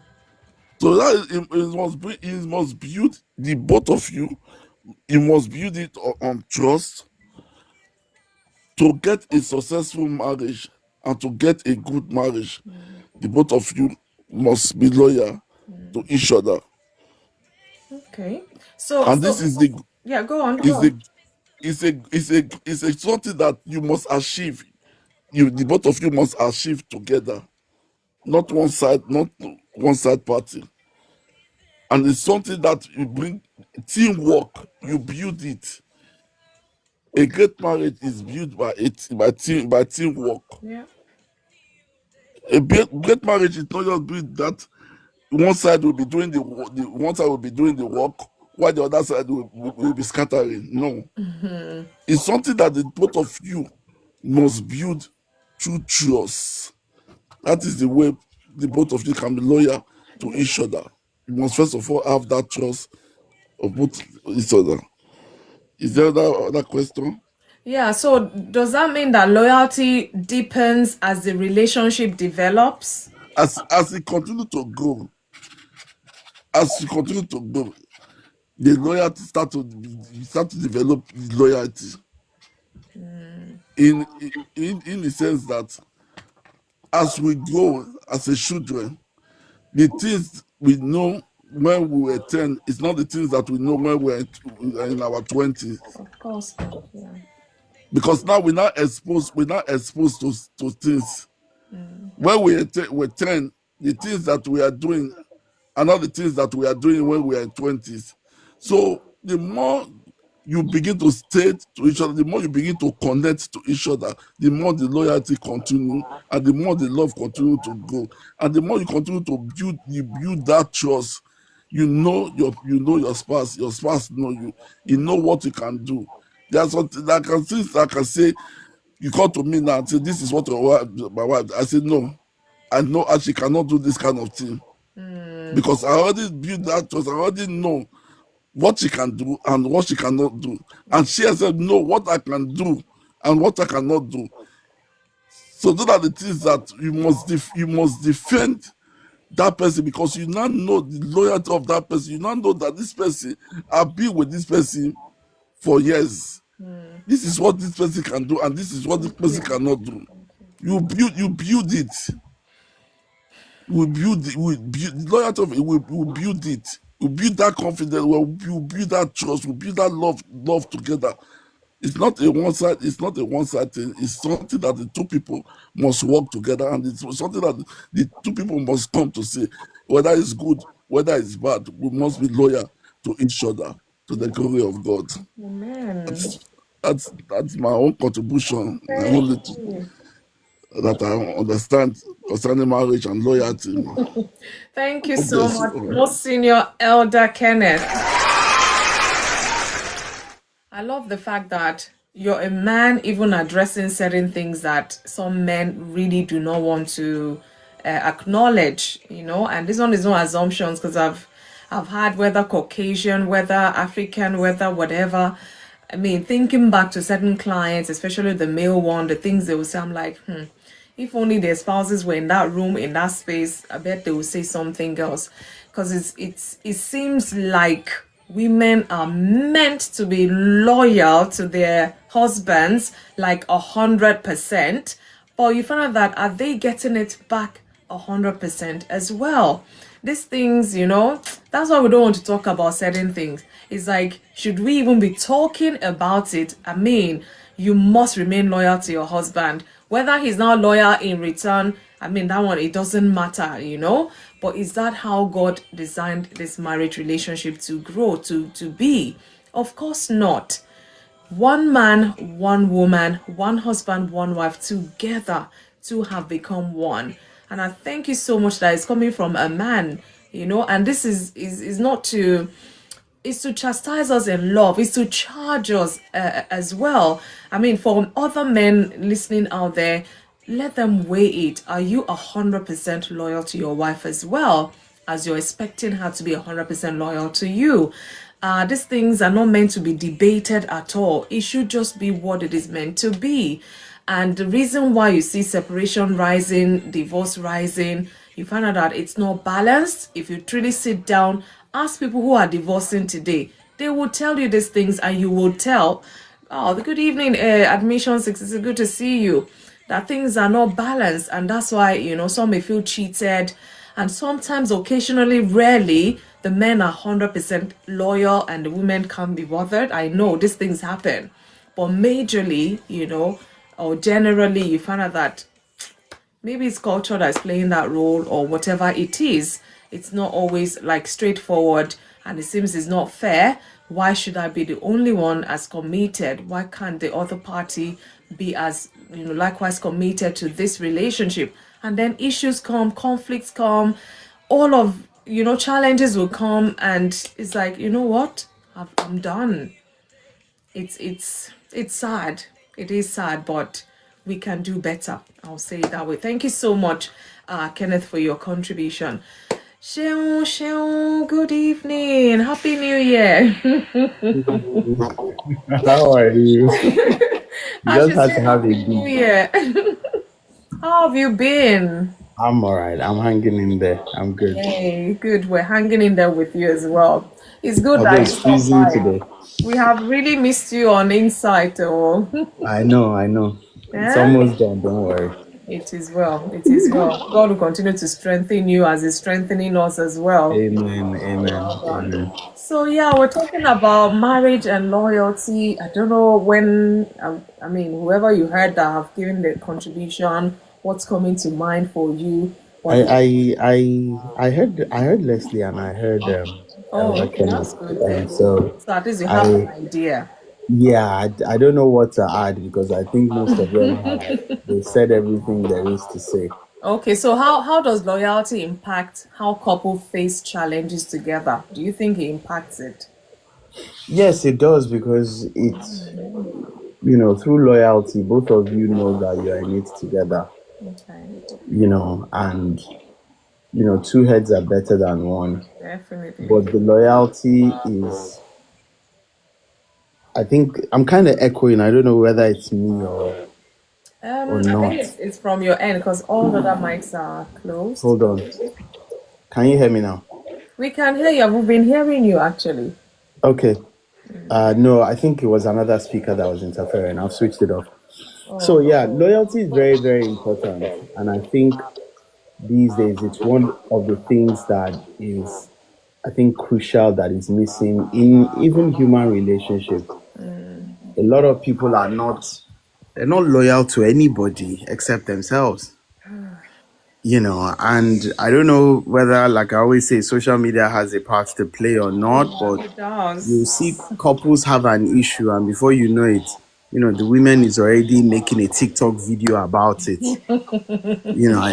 I saw one yesterday. The woman hadn't spoken to her husband for 2 weeks because they had a fight, and I was thinking, why is that a TikTok video? So I What are think you trying to promote that all of you two, if you have a fight with your spouse, don't talk for 2 weeks or what? I don't even know. I couldn't finish watching it because it just didn't make sense to me. Because if you are loyal to somebody, then you are dedicated to that person, which means that, you protect that person's, is it shame? Let me try and put it in English. You kind of guard that person come what may. I know. If my wife is messing up, for example, and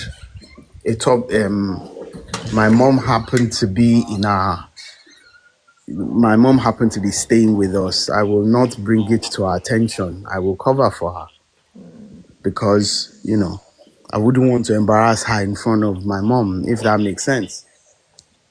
But you have some people, before anything happens, they've already gone to tell their parents or their in-laws' parents that, oh, he did this, he did that, when it's an internal thing that should be handled by both of you. Yeah. But I think for me, just to add to what everybody has said, people generally just are not loyal to anything right now. I think, will I say they're loyal to money, they're loyal to engagement, they're not loyal to anybody. And I think this is where a lot of problems arise. The lack of dedication to a person, to a purpose. Commitment, yeah. And the other one that also happens that, Hello, I'm Sharon. sure you're familiar with, you find out that men and women are loyal to their friends more than even their spouse. I think that one I find ridiculous.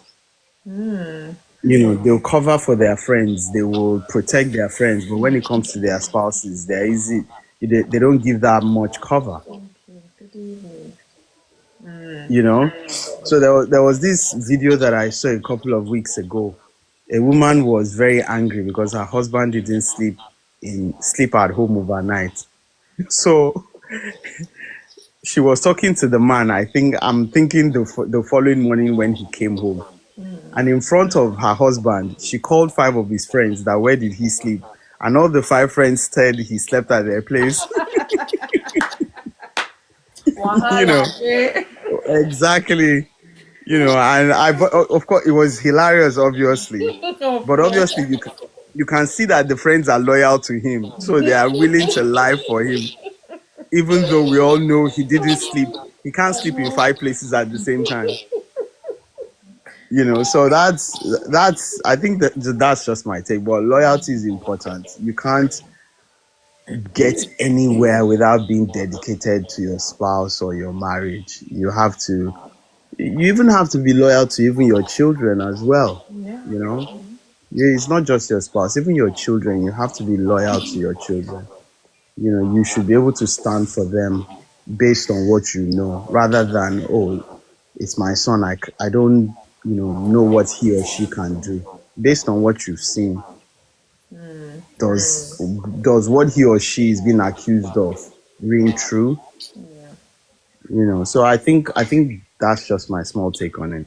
Okay, But so it's important. does loyalty deepen as the relationship develops, do you think? Yes, with time. I think marriage should be like fine wine. The older you both get, the more matured you should, theoretically, both of you should be matured together. The loyalty should deepen over time. You should spend more time with each other. So theoretically, you should understand each other more. So I think if the loyalty isn't deepening the older you get, then there is work and a lot of work that needs to be done by both parties. Definitely not one person, because it takes two to tango. Oh yeah. But all things being equal, the older you get, the longer your marriage, the longer your union, theoretically, the loyalty should deepen with time. And obviously, work has to be done to achieve this. It's not just, loyalty is also earned. It's not just, oh, give me loyalty because I'm your husband. It is earned. You would have shown over the years that, you've earned that right. And I think that is my take on it. But with time, I think it should deepen. And if it doesn't deepen, something is amiss. Okay. All right. Thank you so much, Shane. Good to have you today. Thank you for your Yes. contribution. Oh, it's been a while, honestly. Well, thank you so much. Yeah. You know, I've heard a lot, I've seen a lot. And that question number two is kind of deliberate, because you find out that does loyalty deepen as the relationship develops? That is even up for debate, I'm telling you. Well, admissions, can you speak now, or do you still want me to come back to you? Admissions, you're on mute. I'm not sure whether he's there now. Good eve. Oh, later. Okay, all right, there. Okay, thank you so much. But please do let me know when you're ready so that I don't miss you out. Shan, good evening. I hope you are good. Thank you for joining us. I saw you not too long ago, so I don't know whether you've been listening on the FYP or you just came in. But today we're talking about marriage and loyalty. Well, I've given my talk already. We're just looking at two questions today. How does loyalty impact how couples face challenges together? Does it impact it? Does it not? Is loyalty needed? Or what's your take really about loyalty and marriage, especially what is out there these days to even people looking for relationship? Do they find that this new person they are having interest in is showing signs that they might just be loyal, or it's like loyalty, no, no, no, we're not putting that on the table? So I don't know what your take is or what your experience is about this. Please, let's hear from you. Shan. Hi, Funmi. Hi, my I'm dear. How are well. you? Yeah, I saw the invite, but I think I was kind of busy, so I was just in the For You page. I knew if I'd come up, I would have to engage. Exactly. So I didn't listen to quite a lot, and but I think loyalty is needed far much in relationship, and I think it should be built just like the previous speaker mentioned, that it is earned. You won't just get to know someone, maybe a friend. even with with relatives, and Yeah. then straight away start trusting them. Because now, if you're talking about loyalty, you could also be thinking an aspect of trust. They're kind of interrelated. So you won't just wake up one day and say that, what, I'm loyal to you. Whatever you do, From where I'm to in for where? it. I'm Yeah. in for it. It has to take certain steps or processes for you to now come to a conclusion that, what, this person, me and him, everything he does, everything I do, all my steps, plans, I'm going to, trust him with it. And then, I'm going to be loyal to him in every angles. And when it comes to dating, maybe if I'm to share my experience on that, I myself have been in instances whereby I thought I was loyal, and only for me to realize I wasn't. Because Wow. talking about loyalty, how can you say that you're loyal when you don't even communicate to your partner about, where you've been, your friends, like. And I think when I joined, someone was saying that most nowadays women are more loyal to their female friends compared to the Yes. person they're dating.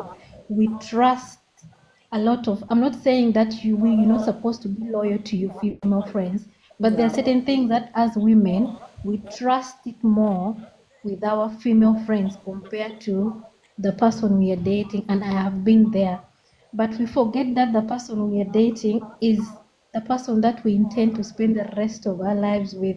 If we tend to, like, hide certain things Good evening. Thank about you. ourselves from them, but we are easily, trusting and being loyal to our friends, and yet we're not going to end up dating or married to our friends. And at one point, those friends of ours will even get married, and Yeah. then the relationship will be like 30%.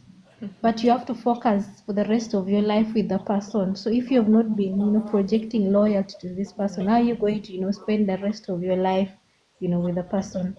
So loyalty is developed, and again, it doesn't come easily. It can come from moments of maybe conflict, um, issues. That's only when you tend to develop loyalty. So it won't just happen in a day. So I think that's what I can share about that. So you said something briefly there, and that probably would answer a bit of that second question, which is, do you think loyalty deepens as a relationship develops? It can depend or not, depending on the experiences you both are having in the relationship. I'm speaking from the when you're dating, Yeah. courtship, and all that. And again, I remember I mentioned that loyalty and trust are kind of, I think from trust, that's when loyalty comes, if I'm not mistaken. So it can deepen or reduces depending on what happens and what surround the aspects of loyalty. Let me say you've been keeping a lot of secrets from your parent, from your partner, the person you're dating, and he or she gets to discover like a year later, 2 years later. Do you think there's going to be an aspect of loyalty in that? No. So that's only a point in time when the more you spend in the relationship, the more the loyalty, like, you know, gets to go down because you've not been open to each other. But the more you open to each other, then that's how loyalty kind of grows into a relationship. You take time to know each other. When it comes to communication, you communicate openly. You don't sideline the other when it comes to certain things about your life. I mean, you as a woman and you as a man, you don't. But if you do, and they tend to discover that, so you've been doing this, behind my back, do you think they're going to easily, even if they already have that aspect of loyalty in you, do you think they're going to easily bring that back? You know, people say trust once broken, it's not very easy to rebuild them. I've also been there. Yeah. And the aspects that I trusted someone, but just a click of something small they did made me lose all the trust I had. So in such moments, it will be very hard for someone to, to practice loyalty towards the other person if they've, been hiding something for so long and they just decided to discover by themselves. So yes, loyalty can easily be built even more, especially when there are positive aspects of it. You're communicating easily to your partner. But if you're hiding stuff, there's no way that loyalty is going to even keep decreasing every time. But you have to also be careful that even just one aspect can decrease it from 100% to even 2%. Oof. So yeah. Thank you, Shan, for your contribution. Thank you. So, it's not always guaranteed, I guess, depending on what is happening in that relationship. I believe so. Thank you so much. Admissions, please let me know when you can speak so that we don't, we're always forgetting something with you. May God continue to remember you. So please do let me know if and when you're ready to talk, actually. So, Debbie, I'm coming to you. And I don't know whether you struggled a bit to come up, but at least you're up. And we want to hear, we want to hear from you. What is your take about this? We're talking about marriage and loyalty. Two questions today. How does loyalty impact how couples face challenges together? And then does loyalty deepens as the relationship develops? We want to know So we want to know, what is your take about this? I mean, people listening, for as many that heard the talk that I gave, I had to go to different aspects of loyalty in marriage. But when it comes down to it, because we're sharing experiences here, everybody have their own wealth of experience of life. And sometimes maybe what I'm thinking or what I've experienced is not your experience. That's why we all bring it here, rub minds together. Whoever's listening will pick what they feel they can relate with, what they feel would benefit them, go their way, reflect on it, make the necessary changes, and still come back to this thing called marriage and try to do better by themselves, by their spouse, by the marriage, and if children are involved, by their children as well. So, how does loyalty impact how couple face challenges together? Do you think it impacts them? Or do you think whether loyalty is there or not, I mean, they will still face this challenge together, whichever way. So let's hear you, Debbie. Good evening. Thanks so much for joining us tonight. I hope you are good. Good Every evening. other Esther Click, I see you. Good evening. I hope you're good as well.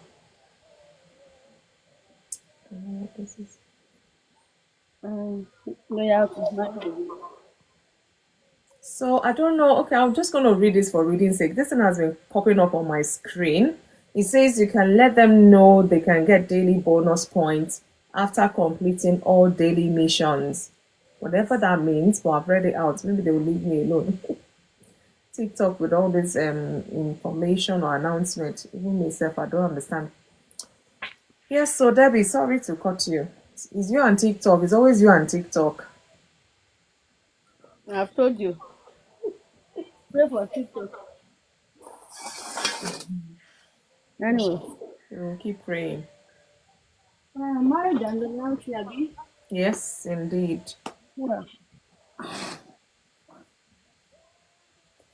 I believe when it comes to loyalty, like everybody have said, loyalty is earned. Oh, thank you, Ase. Loyalty is earned in any kind of relationship. Loyalty is Earned. earned. Is earned You're the second person saying that. because I believe. I think Mr. Sean said, what is it called? Something about some, in some cases, some women are more loyal to their friends and some men are more loyal to their friends. It's not because they just become so loyal to those friends. It's because they've been with that person for a long time. Life has shoot them. Life has blown them. Thank you. And that person has been there. Thank you, Ase. That person knows when they are okay, when they are not okay, even without saying anything. That person can feel their pain, even without knowing what the pain is about. So the person didn't just get loyalty because of the title of friendship. It's because they've earned it. They worked to earn it. The fact that you are my family member, if you are my siblings, does not mean I am loyal to you. We can be blood and you can still do me bad. True. So the fact that I married somebody does not mean I should immediately be loyal to that person. I can love you, but that loyalty to the extent where I would depend my life on you, that I could sleep and know that when this person make decision, it's about us. Yeah. It's earned. It's earned. It's not just given. And it's work in progress. It's something we keep building every day. It's something we keep building every day. God helping us. If you want, every time I try to be a Christian, you just be taking me out of the spirit. Yeah. What have I said now, Debbie? I said God helping all of us. Okay. So it's something we have to keep building. Yeah. I have seen marriages where the woman is sick. The husband didn't even know that she's sick. It's not because he's a bad man. That's just the kind of person he is. It's the friend that find out that something is wrong. So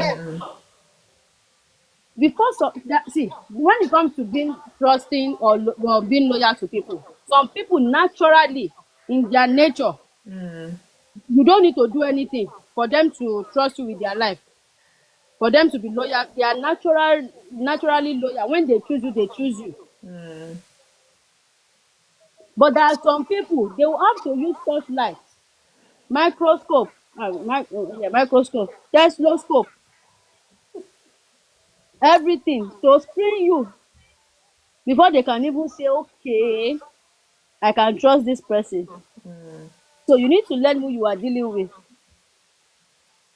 to know. And the person that is loyal in nature does not mean when you mess up, they can't deal with you. Yeah. So now by grade. So loyalty in marriage is something that should be built and keep building upon as the marriage is growing. Every part of it is growing. The loyalty will be growing in it.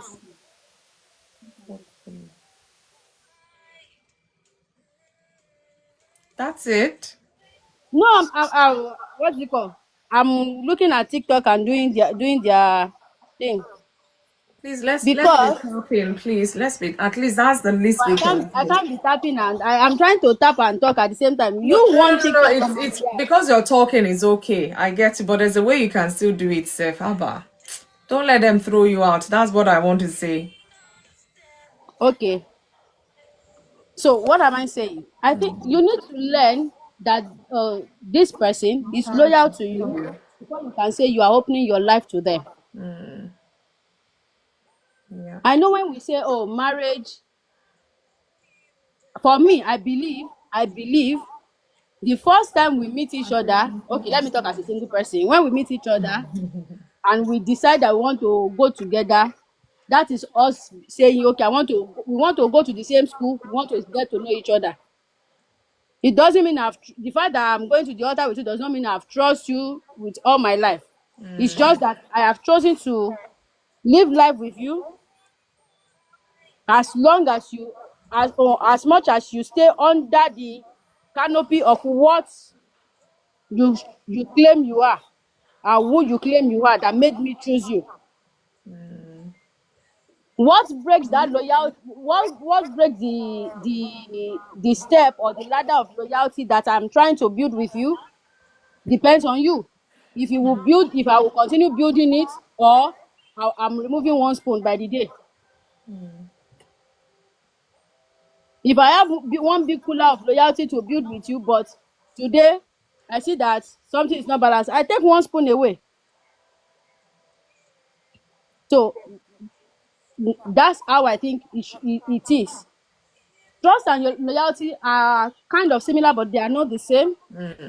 But it's something that should be built, Yeah. not just built. Keep watering. Yeah. There are some loyalty, my sister, Yes, actually. that you will try to heal. That is better. It's better. Let me just keep quiet. I'm a single person. Certain people hurt others, I guess so. Um, so if loyalty is breached, take your time to heal so you don't make another bleed. That's true. She's very right. Yeah. It just depends on some cases. It depends on some cases. Yeah. Yeah. And it depends. See, that's why I said know who you are dealing with.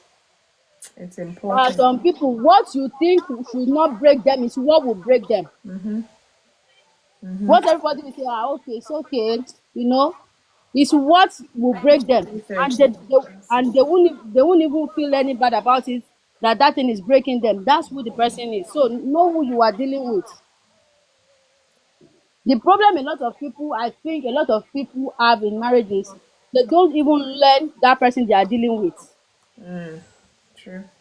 They don't even learn or study the person they are dealing with. They believe, oh, she's just a woman. She is just a man. He's a man like every other man. He's not a man like every other man. He have his own brain, he have his own mind, he have his own thinking.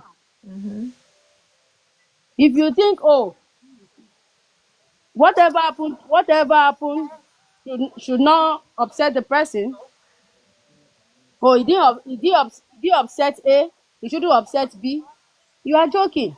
So know who you are dealing with, learn how to deal with the person while you are building whatever you are building.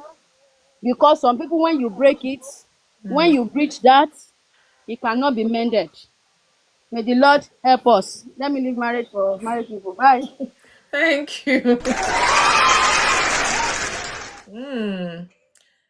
God will have to help us. I'll keep saying that because these things, a lot. Some people bring baggages from wherever they're coming from, and it's hard for them to build in their new relationship, which I understand. I mean, I get it, but at some point you would have to, because I mean, for you to go into that marriage, you're thinking of the future, and nobody knows what the future holds. There are good times, bad times, and all of these times.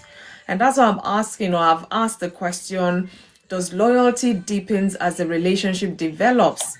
The relationship is developing negatively, positively. How is it developing? Because that would affect the level of loyalty that comes in there as well. But anyway, what do I know? Welfare to wealth. Can you, oh, you want to talk now? Admissions. Yeah, I'm ready. I'm ready. Okay, you're ready. Thank you so much. Good to see you again. It's been a little while. Yeah, yeah. Moving on. Yes, we Yeah, can hear moving you. on. So moving on. Yeah. Oh, so much has been said when it comes to loyalty in marriage. I think it's very, very crucial. Very, very. To me, it's even like the pivot upon which every marriage should be built. And we have to admit the fact that it does not start immediately. It grows over time, just like all speakers have said. Today, we are not having any controversy around this subject. Loyalty is very, very crucial Yeah. to every relationship. And it sounds like even trust comes into, I think they kind of look similar. As the trust develops, I think loyalty comes into. So be it the challenges that come into the marriage as you carry on also brings out that loyalty to each other. Sometimes you find out that the way the other person is treated during that period, Vicky it's is vice versa. It could also be the other side too, having the same experience, like trials in marriages and all that that will come up, which is certain to come. Yeah. I remember See I that. want to do an inferences for myself. Yeah, it's easier when one does that. I was down for a quite number of years, having my own trial moments in life, and I got the support I needed from the other end. If I remember, there was a period my wife was doing about 3 jobs. For a whole year, I couldn't even do anything. I was just there, back home, yeah, church, back home, because I knew what it was, and I knew I need to be very, very close to God to be able to skate through. And she was there, 3 jobs. And there's one thing with hindsight now. I remember that when I was even working actively, the money I earned when we put them together was just about what she was earning from those 3 jobs. Today, I'm beginning to see it with a different. The Lord was speaking. Much as if we put our resources together when the two of us were active, she was doing those jobs and was able to put that money. So we carried on. So at another period, not quite long ago, her moment too came. So now I remember, I'm always constantly remember that she stood by me all that period. So therefore, I have to. In fact, sometimes she even felt I was overdoing things. I'm like, no, I might not say it, but inside of me, I remember, yeah, she did the best she could. So loyalty, trust, and all these, they kind of go hand in hand as we carry on. Definitely. Yep. I remember a friend told me stories back. He was cutting a lady that they invariably married. But you see, during the period of courtship, they were having some financial challenges. And the lady would not just say anything. He was running hectare scatter, borrowing money from friends and all that. He got a period when we all saw him as, if I will give him a nickname, he used to call him Mr. Palava. As soon as he come now, he's coming with financial broglos and stories and how he needs money. Yeah. And all of us were kind of bit apprehensive of him, only to find out that the lady he was about to marry had money. Wow. She was stinkingly rich, but will not expose that part of it. In fact, she was working a duty free where she's earning dollar and pounds while domiciled in the country there. Say, let me say Nigeria. He works in the duty free, and in the duty free in the international airport, Yeah. the transaction and everything were done in foreign currencies. And that. So she had a whole lot of money, but will not say anything about it. And he saw how this person was going up and down. It was one of us that sensed and said, we think this your friend has got money. She's not just saying anything about it. To cut the story short, until they got married and their marriage was into about the 50th year, that's when she now finally revealed her financial position and told the husband and said, I didn't trust you then, and I didn't even know if you'd be loyal. I couldn't have just met you and let you know how blessed she was. But now, over time, I can see you are into this marriage. You come in with all your heart, and I love you the more and the more. So now she opened up, got him a car that even became better than other friends. Yeah, some of us were still riding some, yeah, but a better car, better. And his life just kind of changed. And to God, I'm confirming up to now that they're still married. Wow. And the Thank you. marriage is just, yeah, still going very, very well. And everything working out so well between them. So I agree so much that loyalty deepens. And the same vein, you should try and kind of hand in hand face the challenges that will come. Through it, you now see that loyalty even getting moving up and up and up. And yeah, we should be constantly reminded of that we need it. We need loyalty as well as it. But sometimes it makes me wonder why a man will say I've got 4 wives and 5 wives and all that. Where's loyalty? Where's trust? He'll be How do you he'll be loyal to all of them at the same you time. can't be as human being, you can. Yeah, you can't be as human. That's the point. You can't. You have to love one more than the other. Wow. And in the same way, you cannot mark the same loyalty to each one of Yes, them. B, I see So you. they are surviving it. I'm not criticizing them. They are surviving it. I wish them luck. But I think, yeah, the ones that are much more amiable will go for one woman and kind of take the risk through a lifetime and pray that God will be with them all through. That's my contribution for now. A bit, Oh, yeah.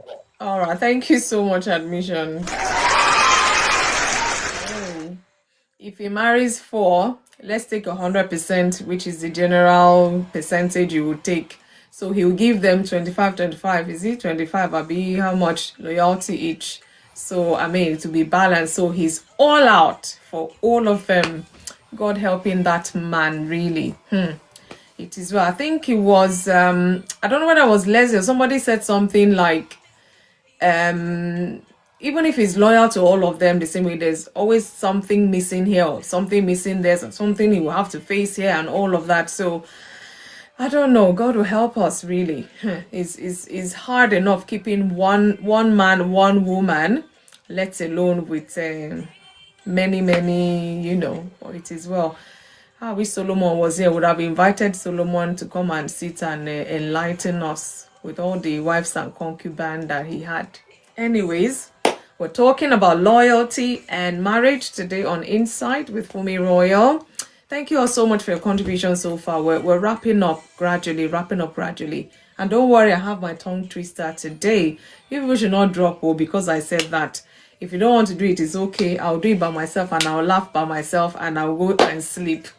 Welfare to Wealth, good evening. Thank you so much for joining in, sis. I know you probably are yawning there now. Thank you so much for joining in. I don't know what your take is, marriage and loyalty generally, or if you want to take on the questions, please feel free. The floor is yours. Let us share or hear from your wealth of experience as well. Thank you. Good evening, everybody. Let me just think I'll talk about it just generally. Okay. I think that loyalty is I would say likened or similar to trust. It's one of those essentials that it's a necessity. It's a necessary for both parties to trust each other and to be loyal to one another. That's not something that is up for negotiation, fortunately. Wow. It's not one of the things that you say, you expect and then you don't want to give. Because some people are like that, or they expect the respect, expect the submission, expect the this, but then you don't want to give anything back. So it has to be a two-way give and take, give and take. So I would say it's similar to trust. And you cannot live with somebody when you don't trust them. That's just asking for trouble. And you find that once trust is broken or once somebody has a reason to distrust or to think that the other person is up to something, you find that that's usually a very big crack in a relationship, which just becomes wider and wider if something is not done about it real quick. Then it can tend to affect other areas, It can tend to affect finances. When somebody thinks that you're mismanaging money or you're not being accountable enough, next thing they'll start protecting their money. They'll start calling it their money, perhaps start being careful with how they spend it, or perhaps start being careful with how generous they are with it. So loyalty is one of those must-haves if a relationship would work. But it's something that is proven or built over time. Thank you, Daddy. Thank you. As much as it is an expectation, it's something that time has a huge factor to play in that. Because as is expected, it's also proven as you get along. You see a lot of stories that you see one partner would have had usually like an accident, or they'll be in a really poorly state, and you see the other person will be there for them by their bedside, seeing them through all the therapies and rehabilitation and you name it. Cases that people would not think that the person will survive.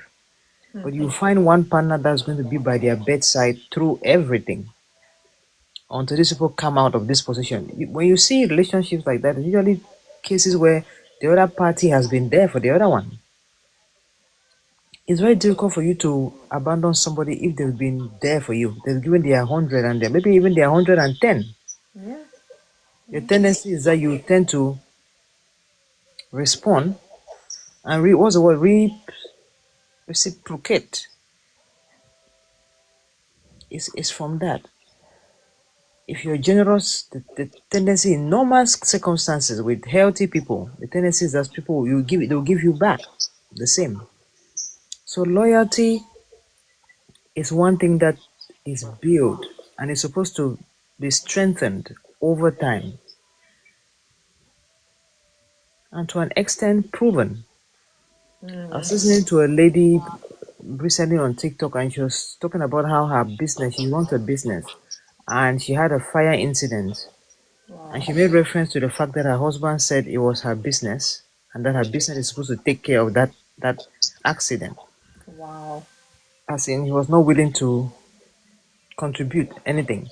And as much as I perhaps understand where the gentleman was coming from, perhaps he was talking from the point of view that insurance was supposed to cover it if she had one. But I think she saw it more, the way it was phrased was more like, I don't want anything to do with it. It's nothing to do with me or the family, you're on your own. And that's how it came across to her, whether that was the intent or not. Wow. In her submission, she said, well, if anything was to happen to him like that, he's going to be on his own as well. You see that? That's how it starts normally. Since you didn't care about me when I was sick, now that you are sick, well, take care of yourself. Wow. Because as much as this loyalty is expected, in a subtle way, it is kind of proven. You teach people or tell people how to treat you based on how you're treating them. So now people have the choice to give you the same energy or perhaps give you grace if something was to happen. I think the point I'm trying to make is that it's not one of the things that you think you can do anything that you like, and then you think there's not going to be any consequence on how people respond from the other end. Yeah. Look at friendships. If you are lucky to find yourself 3-4 loyal friends who are there for you, you would have known these people over time. We're talking about 10, 20 years, sometimes from primary, secondary school. You find that people, those kind of relationships is over time. You've known yourselves over time, and you build this bond that is really hard to break. It will not be the same with somebody that perhaps you just met recently. So there's got to be a difference over time. If you've known somebody for long, there's got to be some substance. It has to be different from a new relationship. These have got to be people who understand you, who can even perhaps even understand how you think, who can even anticipate that, oh, you did this is what she's going to do based on how long they've known you. These are people who can vouch for you. These are your reference ports. But as much as we say that, it's again how it's proven. What have you been doing with this? With knowing me, what have you done with knowing me for 5, 10 years, 15 years? What have you done with knowing me for this time? Because guess what? If you don't know me, if we've met and we've interacted so much through school, perhaps through work, through church, and you don't know key things about me, perhaps you don't even know my surname. So what's this knowing me? Why do you know me for 5, 10 years, 15 years? Why? So again, I'm pointing to the fact that it's something that there's some intentionality in this loyalty from both ends, and it's proven over time or is demonstrated over time. You have to have some history, something in there to deserve this loyalty. And it can't be, I'll do anyhow. I expect the other party to be loyal. No, it's an expectation from both ends, but time, experience, and how we live our life will sort of prove what happens if something hits the roof. What's going to happen? If I'm feeling unwell, how do you treat me when I'm unwell? Would you like me to treat you how you're treating me when I'm unwell? Yeah. These are things we need to be asking ourselves.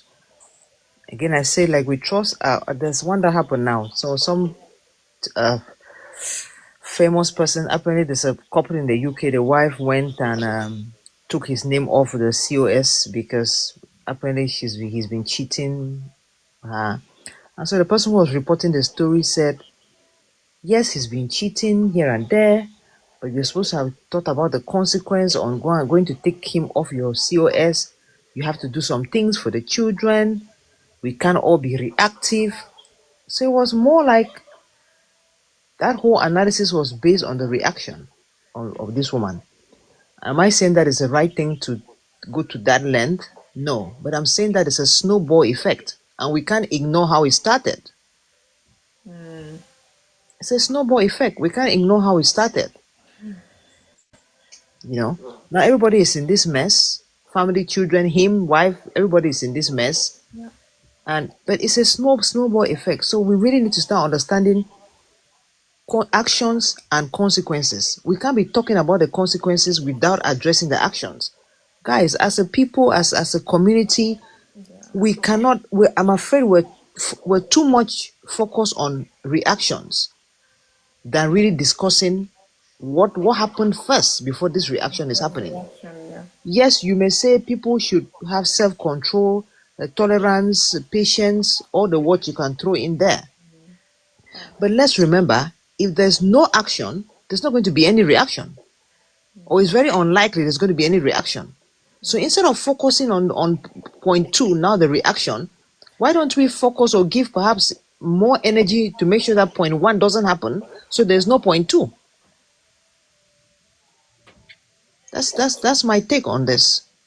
You know, we have to start understanding that actions have got consequences. You can't treat people anyhow and you just expect that they will just be flat, just be all forgiving, just be don't react. Sometimes people will not react, sometimes people will tolerate, but I'm afraid it's not going to be all the time. All the time now. Eventually someone is going to crack, eventually somebody will react, eventually somebody will give you the energy you've been giving them. You know.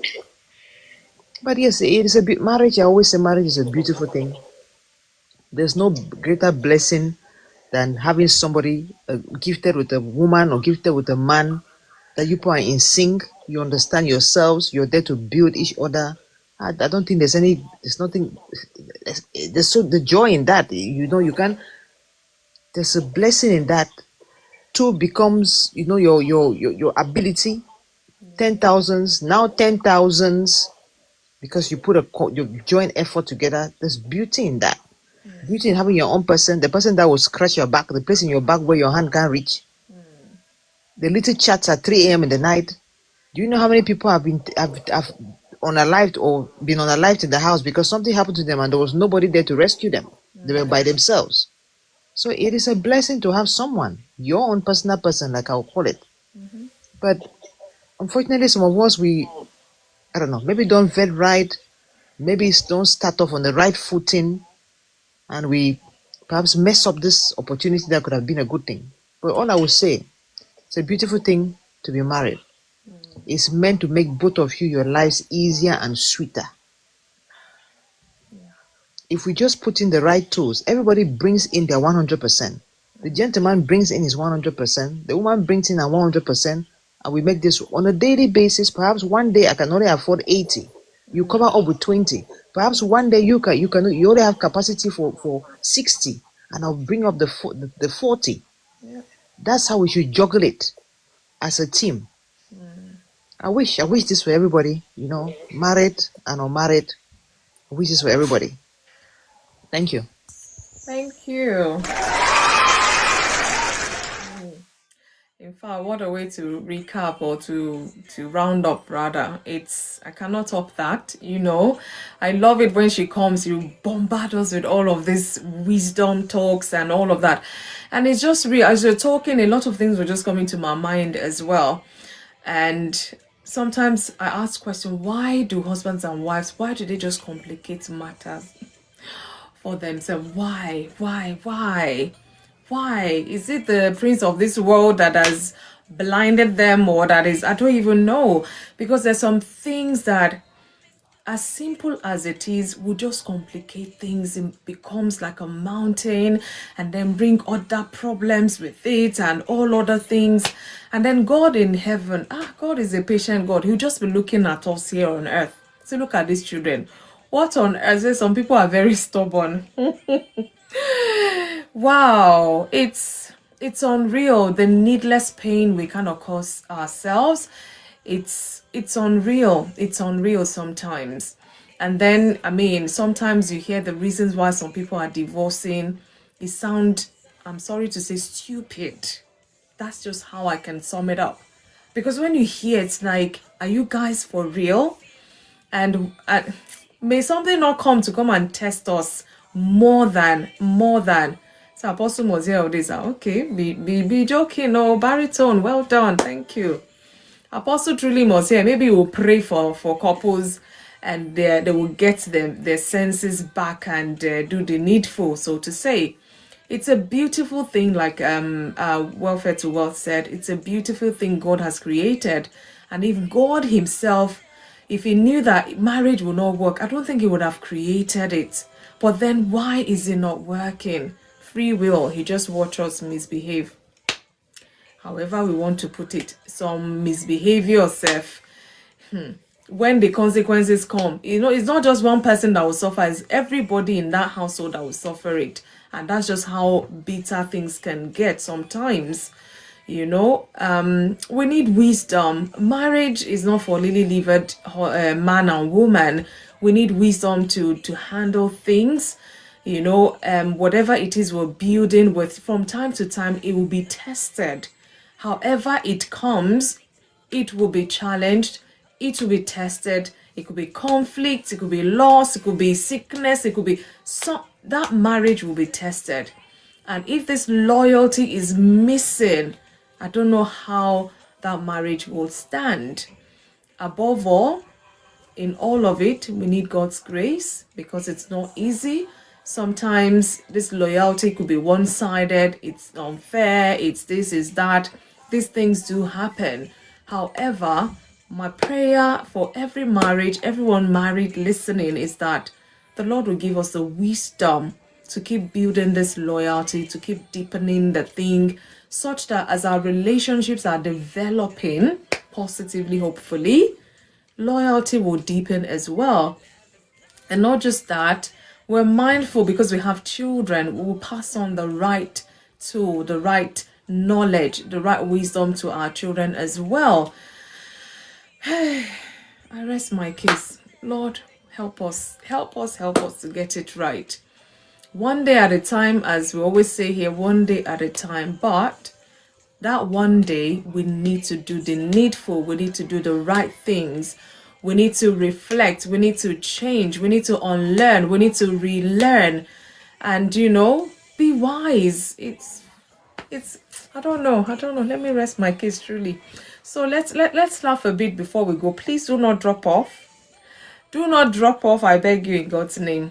At least the day is still young, so nobody's fast asleep there. So let's do this. Let me find my puzzle again. We're doing the puzzle and then we'll call it a night. I know it's Friday tomorrow. Yay. I'm happy. Committed companions consistently choose courage, clear-cut, conflict-calming choices. And that's true. Committed companion. Let's before we go and be laughing now, let's look at this statement. Committed companions. That means you have to be committed. Because I look for tongue twisters that would kind of relate with the topic at hand. So let's break it down. Committed companions consistently choose courage, clear-cut, conflict-calming choices. I bet if every challenge that comes our way, we handle it this way, honestly, that loyalty will grow like no man's business. But you and I know, some people are short-tempered, some people are, like that. Some people will not even talk, they will ignore you. Some people, all sort of behavior. God is trying. Anyways, let us laugh a bit before we go. So we're going to say this. Let's see, is it 2 or 3 times now? So that we'll move it fast. Who came up with this tongue twister, ma? Who is the person that came up with it? Committed companions consistently choose courage, clear-cut conflict calming choices. We'll say this 2 times without blabbing, and let's see how many of us can attempt this. And we have to hear you clear-cut. Please, as fast as possible without blabbing.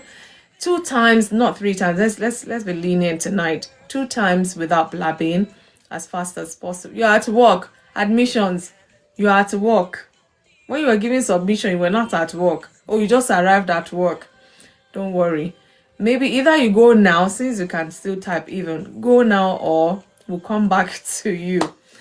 I don't know who. I don't want to call names. So please just unmute and say, I'm ready to go. I've been posting it there for the last 5 minutes or thereabout. So at least we would have. I'm having dinner and it's spicy. Drink water and calm down and then talk. Debbie, I will call you first. Hey, welcome to work. You want to try? Oh, wait, let me put my glasses on first. See what did happen for you? Committed companions consistently choose courageous, clear-cut, conflict calming choices. That was hard one. 2 times without blabbing as fast as possible. Committed companions consistently choose courageous, clear-cut, conflict calming choices. Oof. Why are you pausing in between? You have to do the 2 together. Don't pause.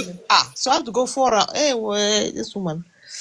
All right, let's see this. Committed companions consistently choose courageous, clear-cut, conflict calming choices. Committed companions consistently choose courageous, clear-cut, conflict calming choices. Amen. Let's just clap a little.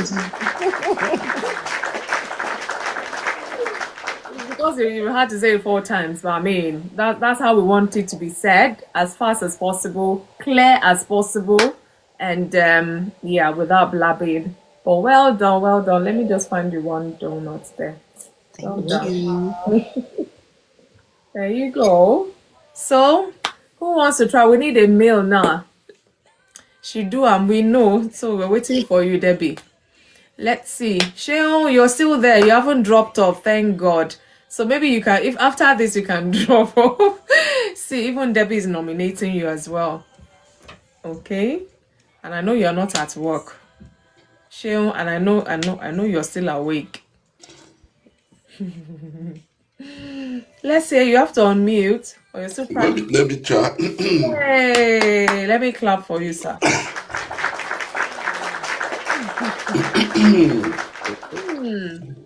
Commitment, companions, consistency, choose courage, clear heart, conflict, calming choice.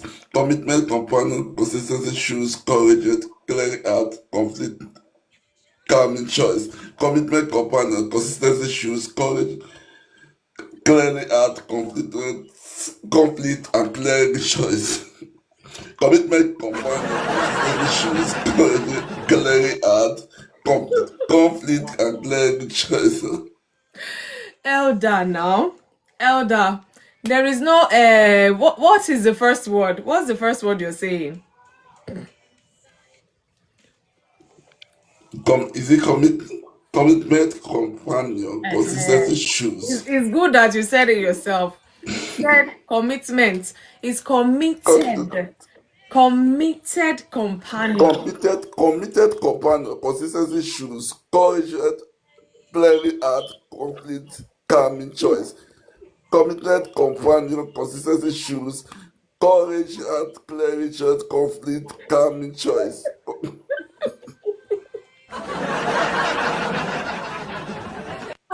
I'll just give you 1 ice cream because you attempted it. Thank you so much, sir. Thank you, Elite. This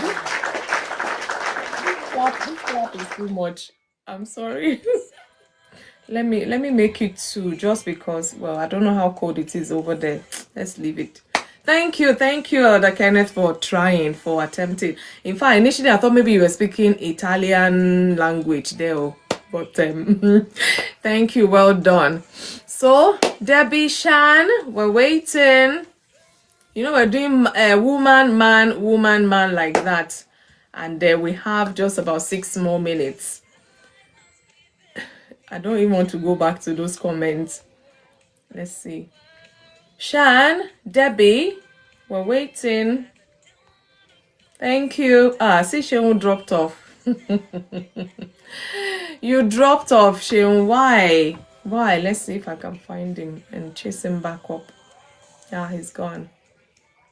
I see you there, A13, Sonny Boy, Jenny Ade. I see you, Baritone, Naomi, A13, Alejandro, I believe. I see you guys. Thank you so much for staying tuned here on Insight with FunmiRoyal.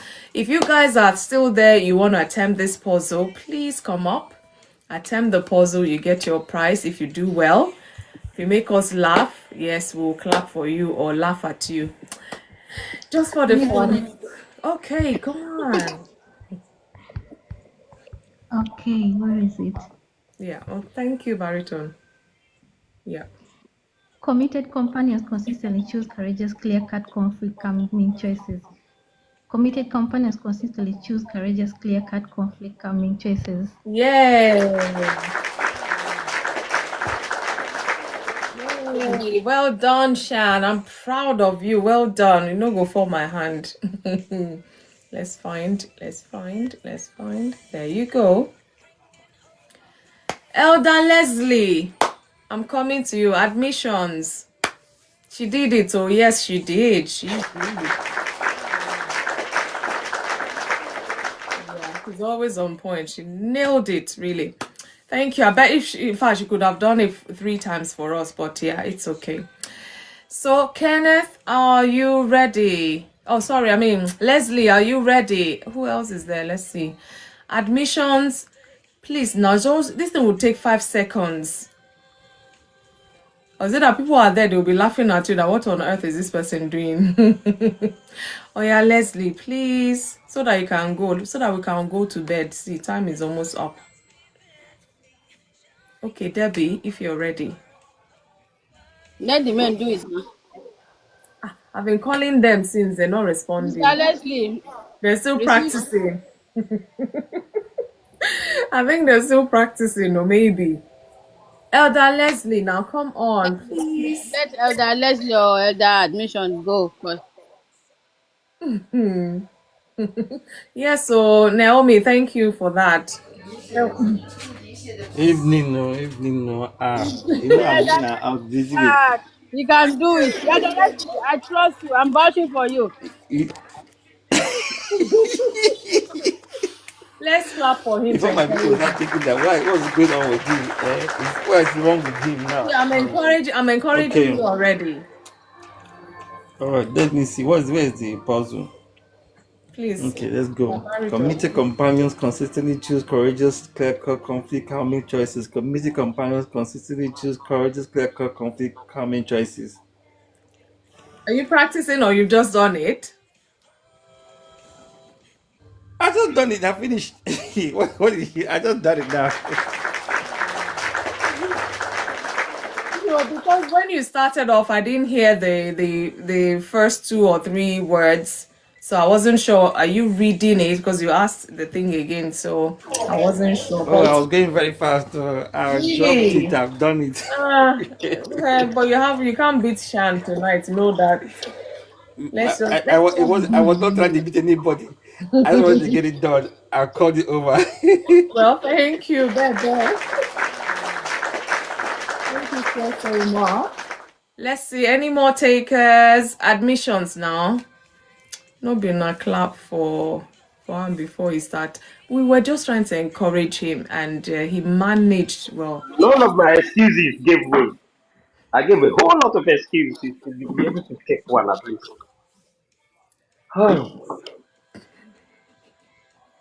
Now you're laughing. Okay, I'm not laughing. Do you want me to clap for you before you start as well? Okay, good man. Well done.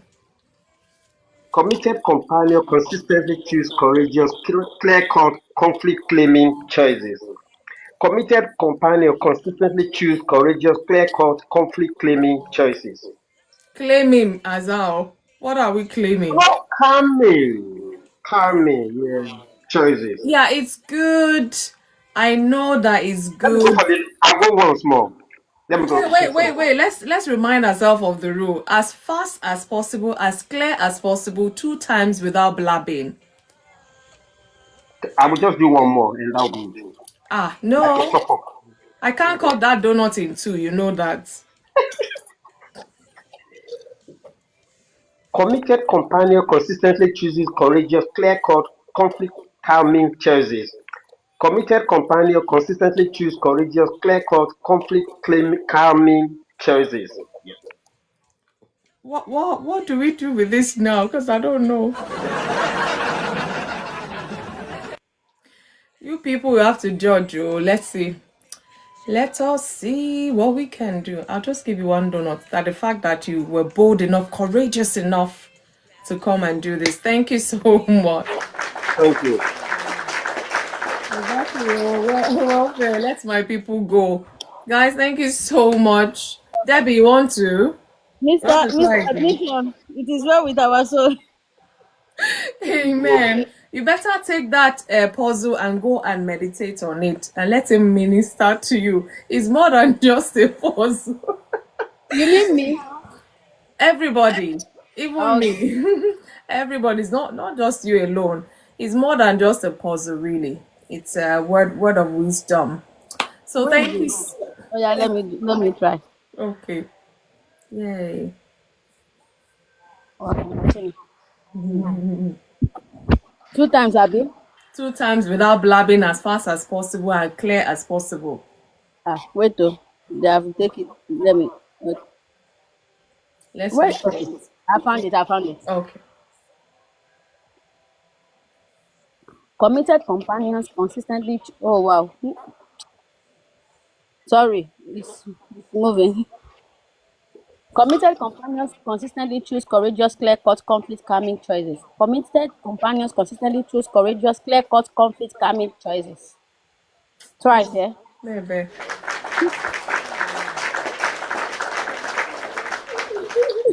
Baby, don't worry. See, everybody is laughing now, and don't worry, we'll have a lovely night's rest tonight. Thank you so much for attempting. Well done. Let's find it before I forget. Let me see. Elder Debbie. I did it. Any other one is a counterfeit. No, you can't have two Elder Debbie in this group.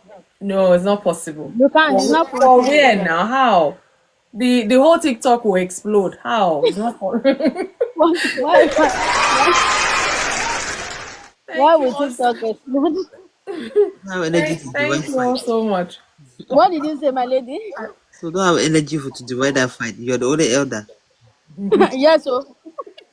She's the only elder in terms of female. No, not the only elder. Wait, now I'm trying to Debbie. explain to welfare. How becoming down elder? Okay. Oh yeah, explain. Oh, yeah. And the only male elder we have is Elder Adegbenga. He's not here tonight. And then overall general, we have most senior elder Kenneth as well. So thank you all the elders. Superior elder.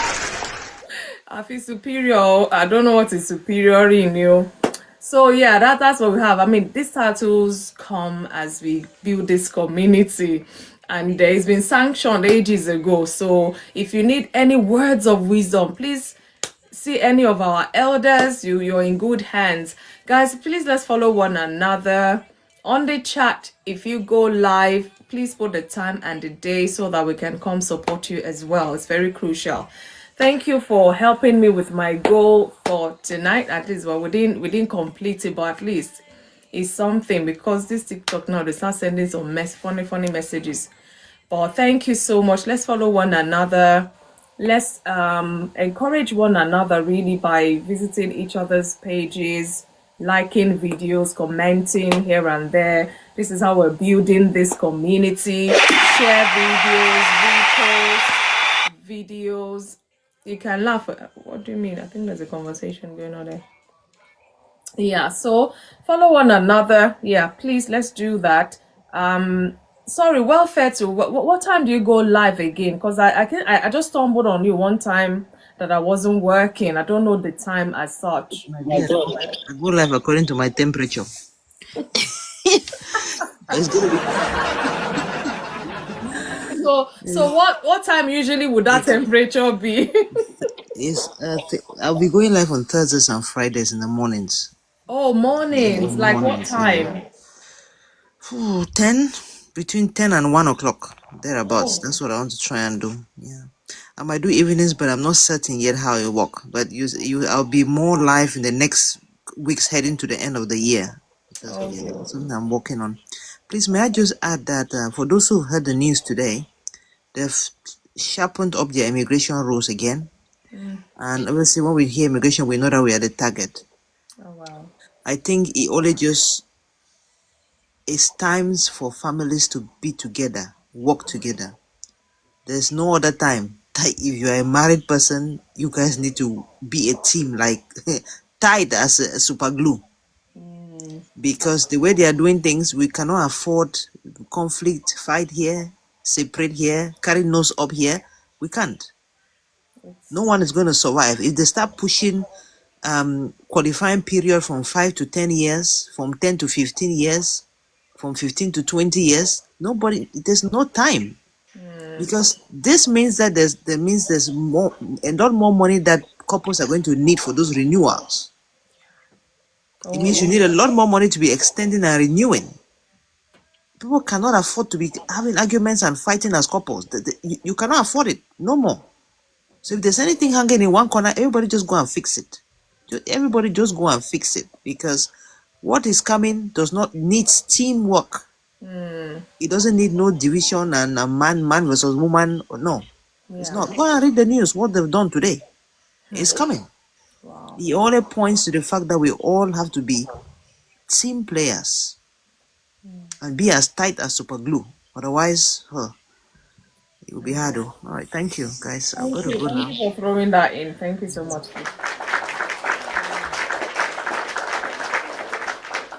Yeah, see, this loyalty, something will test it. That's just all I know. Something is coming, whether it's immigration now or whatever, something will test it. So God helping husbands and wife. If you don't want to communicate, you don't want to talk, well, good luck to everybody. God helping us. You know, a time will come that, I don't know where this world is heading, but we need to still, as long as we're alive, we just have to beat whatever it is. And the only way we can do that is when we communicate, talk about things, and trash it out once and for all, so that we're not in bondage of, is bad enough. Life is throwing all sorts. And then now, the society as well. It is well. It is well. A word is enough for the wise. Thank you so much, Welfare to Wealth, for adding that. I wish us well, sleep well, good dreams. Let's wake up refreshed. Let's do the needful, make necessary changes. Even me, I'm talking to myself, because these things, sometimes they could be hard. But when you now see some other things you might need to contend with, you find out that you can't fight this battle alone. We need each other to fight these battles. And I pray God will continue to strengthen us and bind us together with that love that cannot be broken. Thank you all so much. Have a lovely night rest. I appreciate everyone. Leslie, thank you. Kenneth, thank you. Admissions, thank you. Shaun that has dropped off. Shan, I see you. Thank you. Debbie Esseklik, I see you. Asholi, Welfare to Wealth, thank you. A13, thank you. Baritone, Obey, yeah. Sonny Boy, I see you. Thank you all so much. Thank you, Baritone. Thank you for making this community what it is. I love and appreciate every single one of you. Do have yourself a lovely, lovely weekend. And we'll be back on Monday by the grace of God for another time on Insight with FunmiRoyals. Good night, everybody. Good night. Thank you so much. Thank you. Yes, so Leslie. It can be both. It can be, yeah. Honest PTU, I see you.